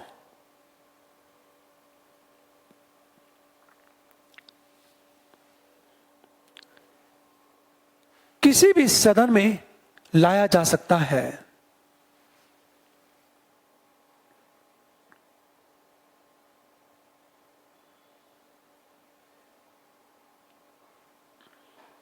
और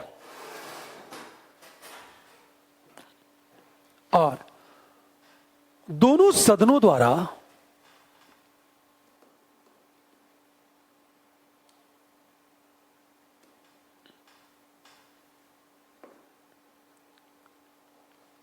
पास होना आवश्यक है।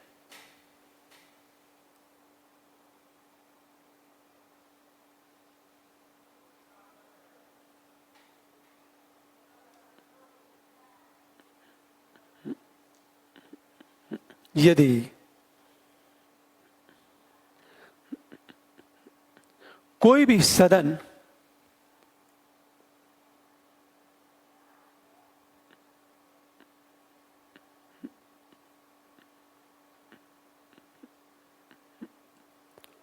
संविधान संशोधन संबंधी प्रस्ताव से असहमत है, संविधान संशोधन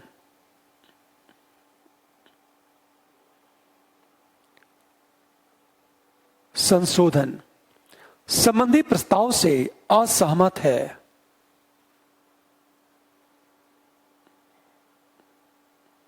तो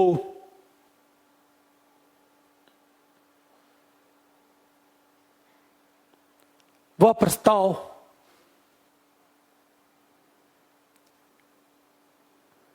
निरस्त हो जाएगा।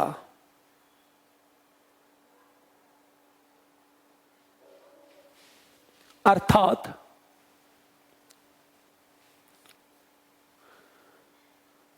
संविधान संशोधन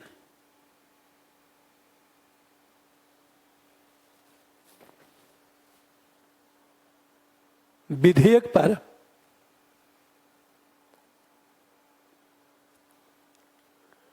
विवाद होने पर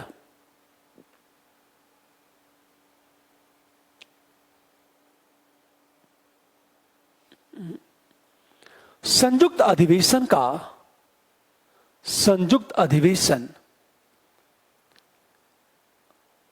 का प्रावधान नहीं है।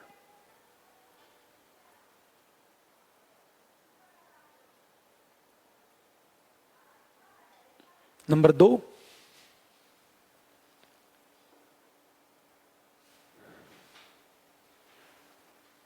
यदि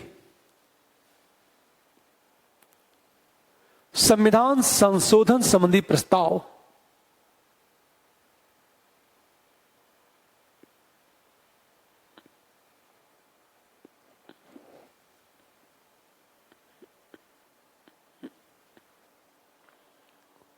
पास होकर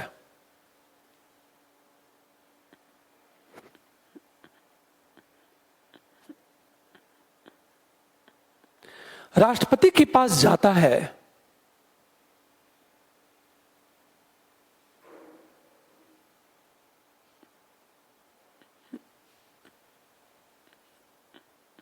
तो राष्ट्रपति अनुमति देने के लिए बाध्य है।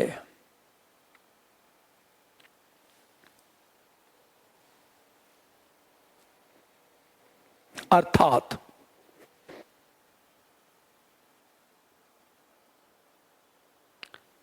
संविधान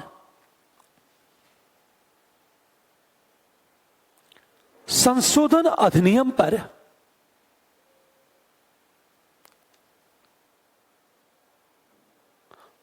राष्ट्रपति वीटो नहीं कर सकता है।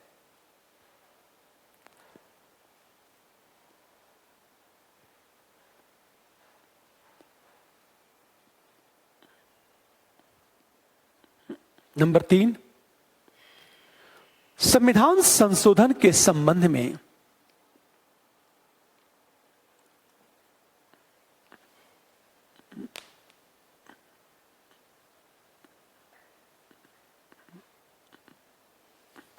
संविधान संशोधन के संबंध में पहल करने का अधिकार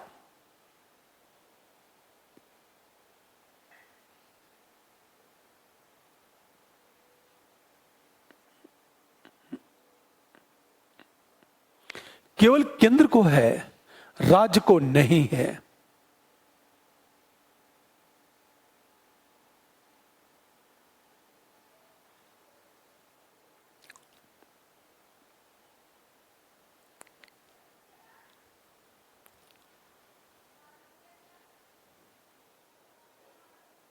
राज्यों को केवल अनुच्छेद 169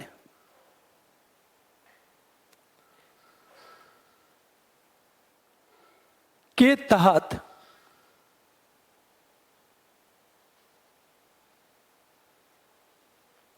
विधान परिषदों के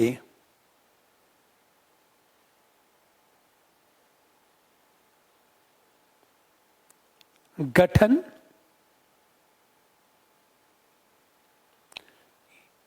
या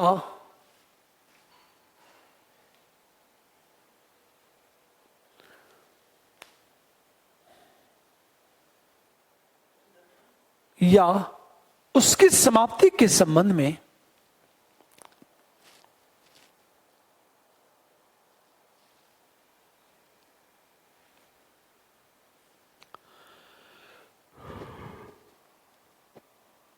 केवल अपील करने का अधिकार है।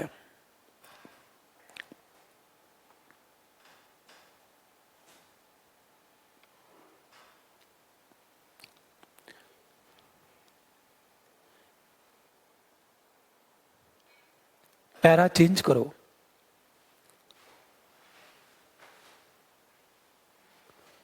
वस्तुतः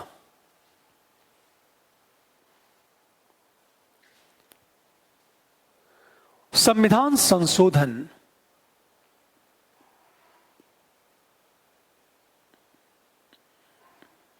के संबंध में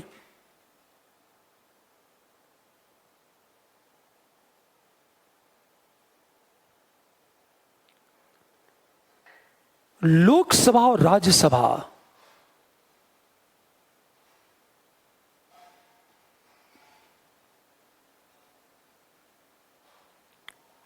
को बराबर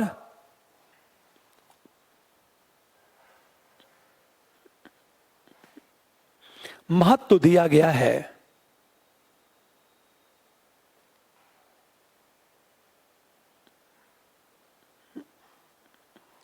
क्योंकि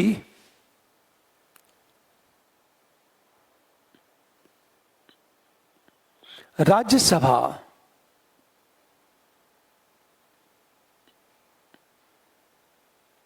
राज्यों का सदन है।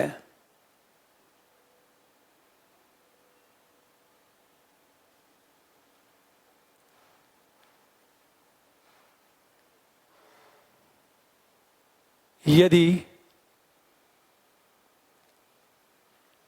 समान महत्व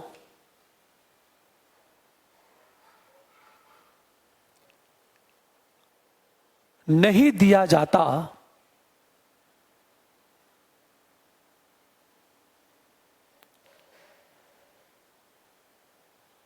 तो लोकसभा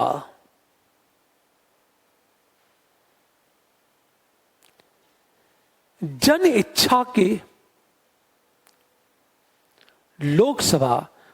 इच्छा को महत्व देते हुए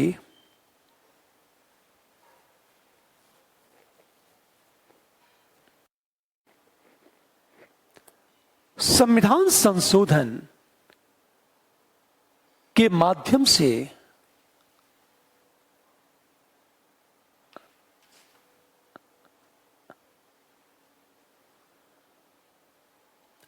राज्यों के अधिकारों का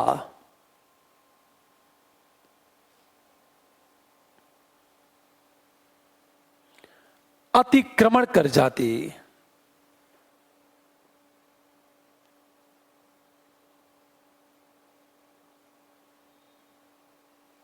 पैरा चेंज करो। राष्ट्रपति को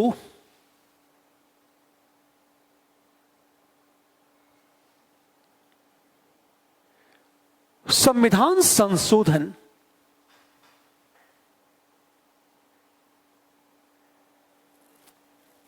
अधिनियम पर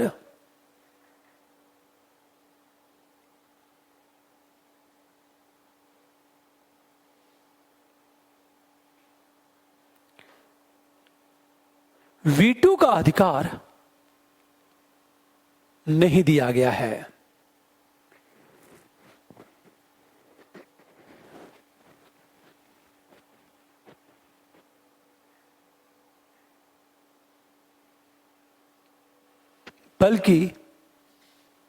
बल्कि जन इच्छा और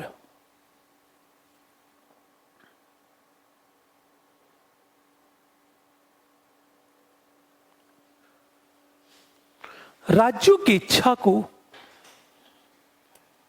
महत्व दिया गया है।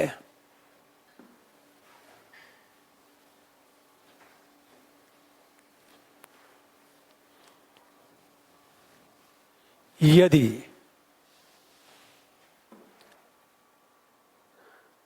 राष्ट्रपति को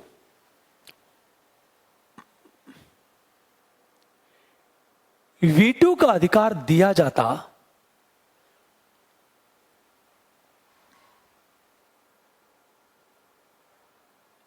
तो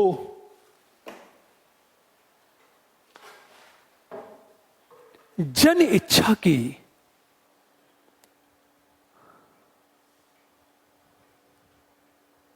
उपेक्षा हो जाती।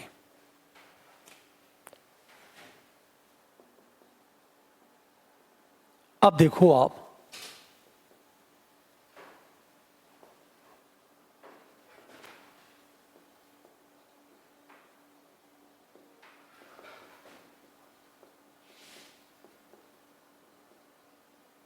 हमेशा ध्यान दो इस बात को, संविधान संशोधन के ऐसे विषय हैं जहां संविधान मौन है। क्यों मौन है? ध्यान देना इस बात को।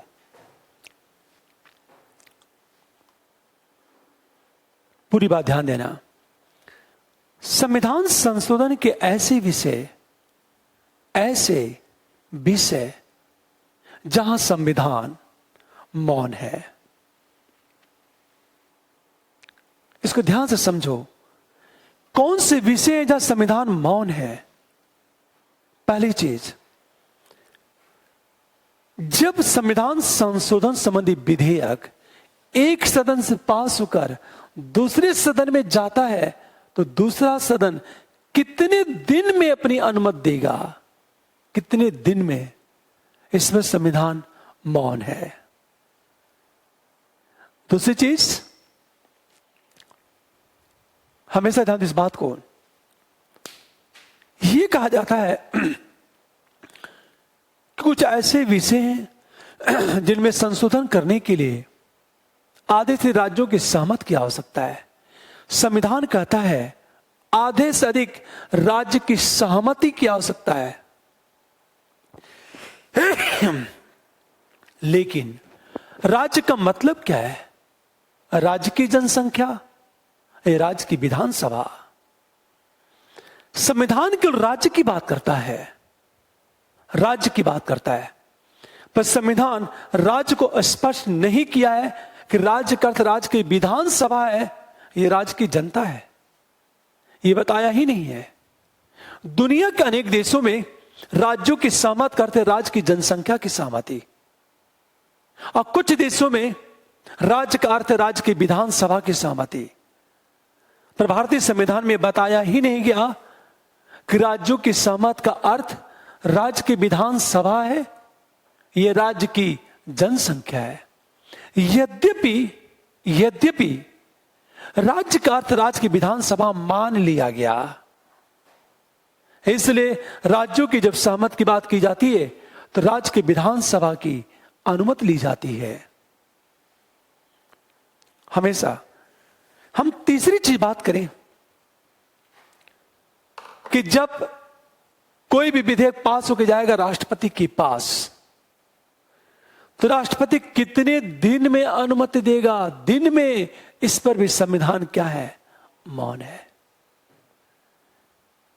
तो संविधान संशोधन के अनेक ऐसे विषय हैं जहां संविधान मौन है, और जहां संविधान मौन होता है वहां संवैधानिक संकट अवश्य पैदा होता है। सोचो, संवैधानिक संकट से बचना है तो संविधान की पूरी व्याख्या करनी जरूरी है। मौन। लिखो 2-3 लाइनें इसको। जैसे नंबर 1,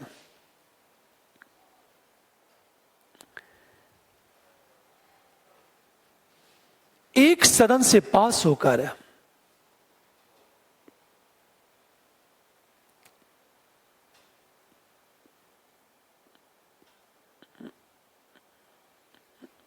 विधेयक दूसरे सदन में जाता है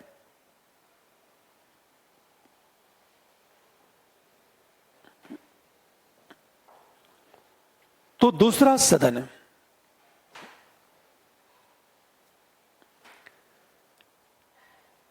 कितने दिन में अनुमति देगा?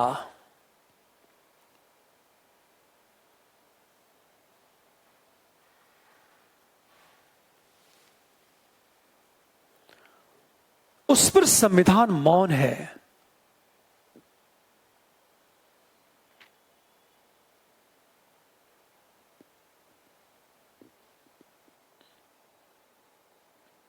नंबर 2, यदि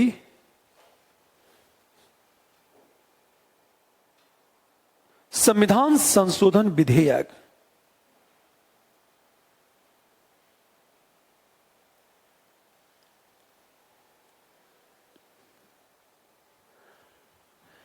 राज्यों के पास जाता है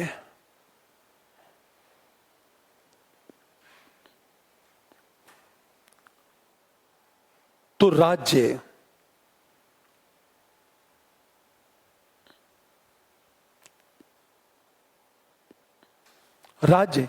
कितने दिन में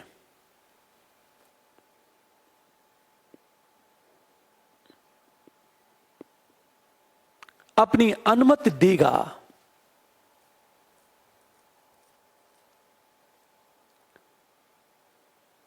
इस पर भी संविधान मौन है।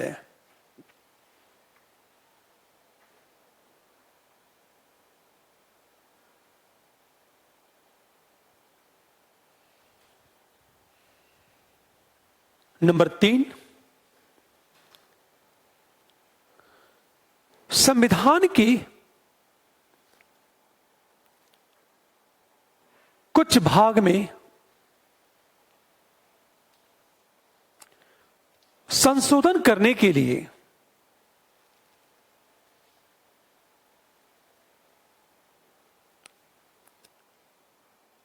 आधे से अधिक राज्यों की सहमति की आवश्यकता है,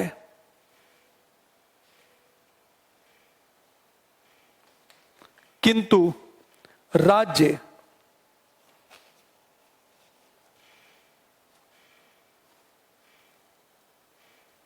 एक मिनट आधे से राज्यों की सहमति की आवश्यकता है, किंतु राज्य का अर्थ नहीं बताया गया है कि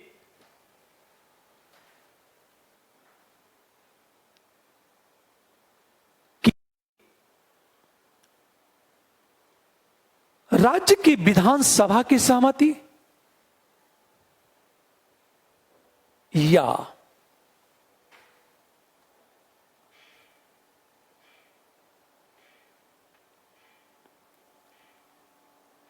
राज्य की जनसंख्या की सहमति।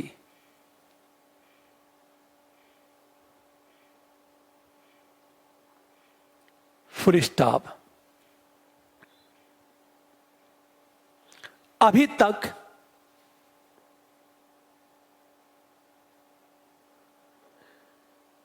राज्यों की सहमति को राज्यों के सहमति को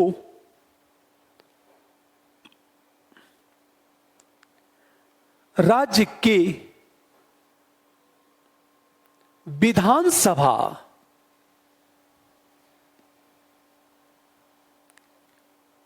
की सहमति के रूप में स्वीकार किया गया है।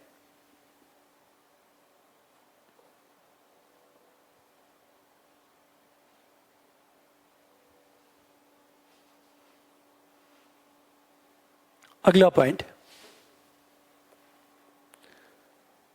संविधान संशोधन अधिनियम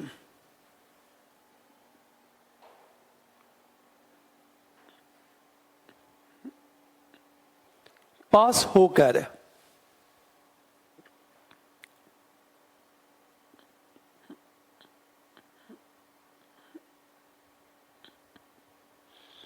राष्ट्रपति के पास जाता है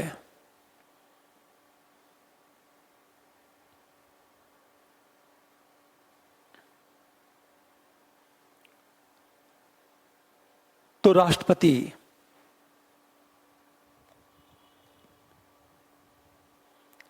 कितने दिन में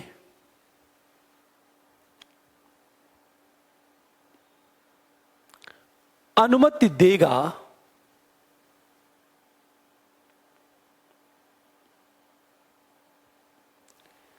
इस पर भी संविधान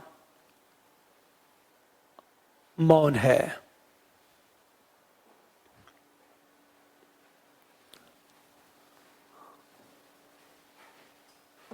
अब देखो प्रश्न कैसे पूछेगा। संविधान संशोधन के संबंध में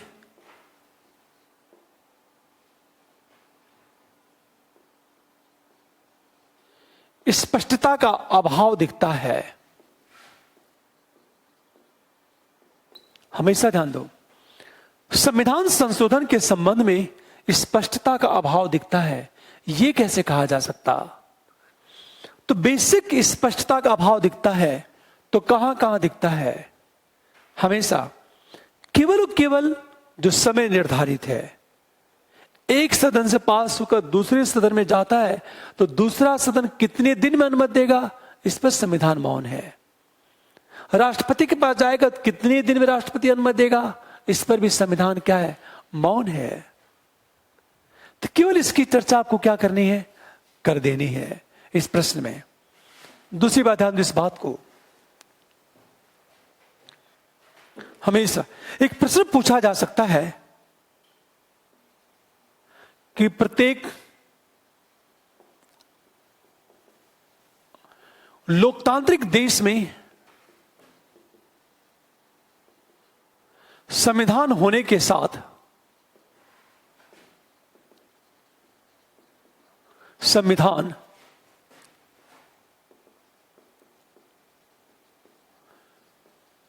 संशोधन की व्यवस्था की जाती है।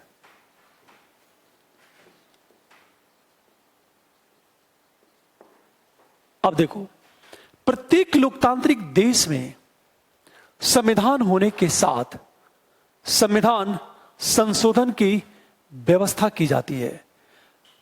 अब आपको करना क्या है? संविधान संशोधन की व्यवस्था की जाती है। हम लोग पढ़ चुके हैं क्यों की जाती है संविधान संशोधन की व्यवस्था। इस प्रश्न में एक तो संविधान होता है और दूसरा संविधान संशोधन की व्यवस्था की जाती है। क्यों की जाती है? केवल पॉइंट आपको क्या करना है? गिना देना है। ठीक है, अब लोग कल बात करेंगे संविधान संशोधन की मर्यादा, और कल का टॉपिक बहुत ही महत्वपूर्ण है और यूपीएससी वहां से बहुत बेहतरीन प्रश्न पूछता है यूपीएससी। Thank you.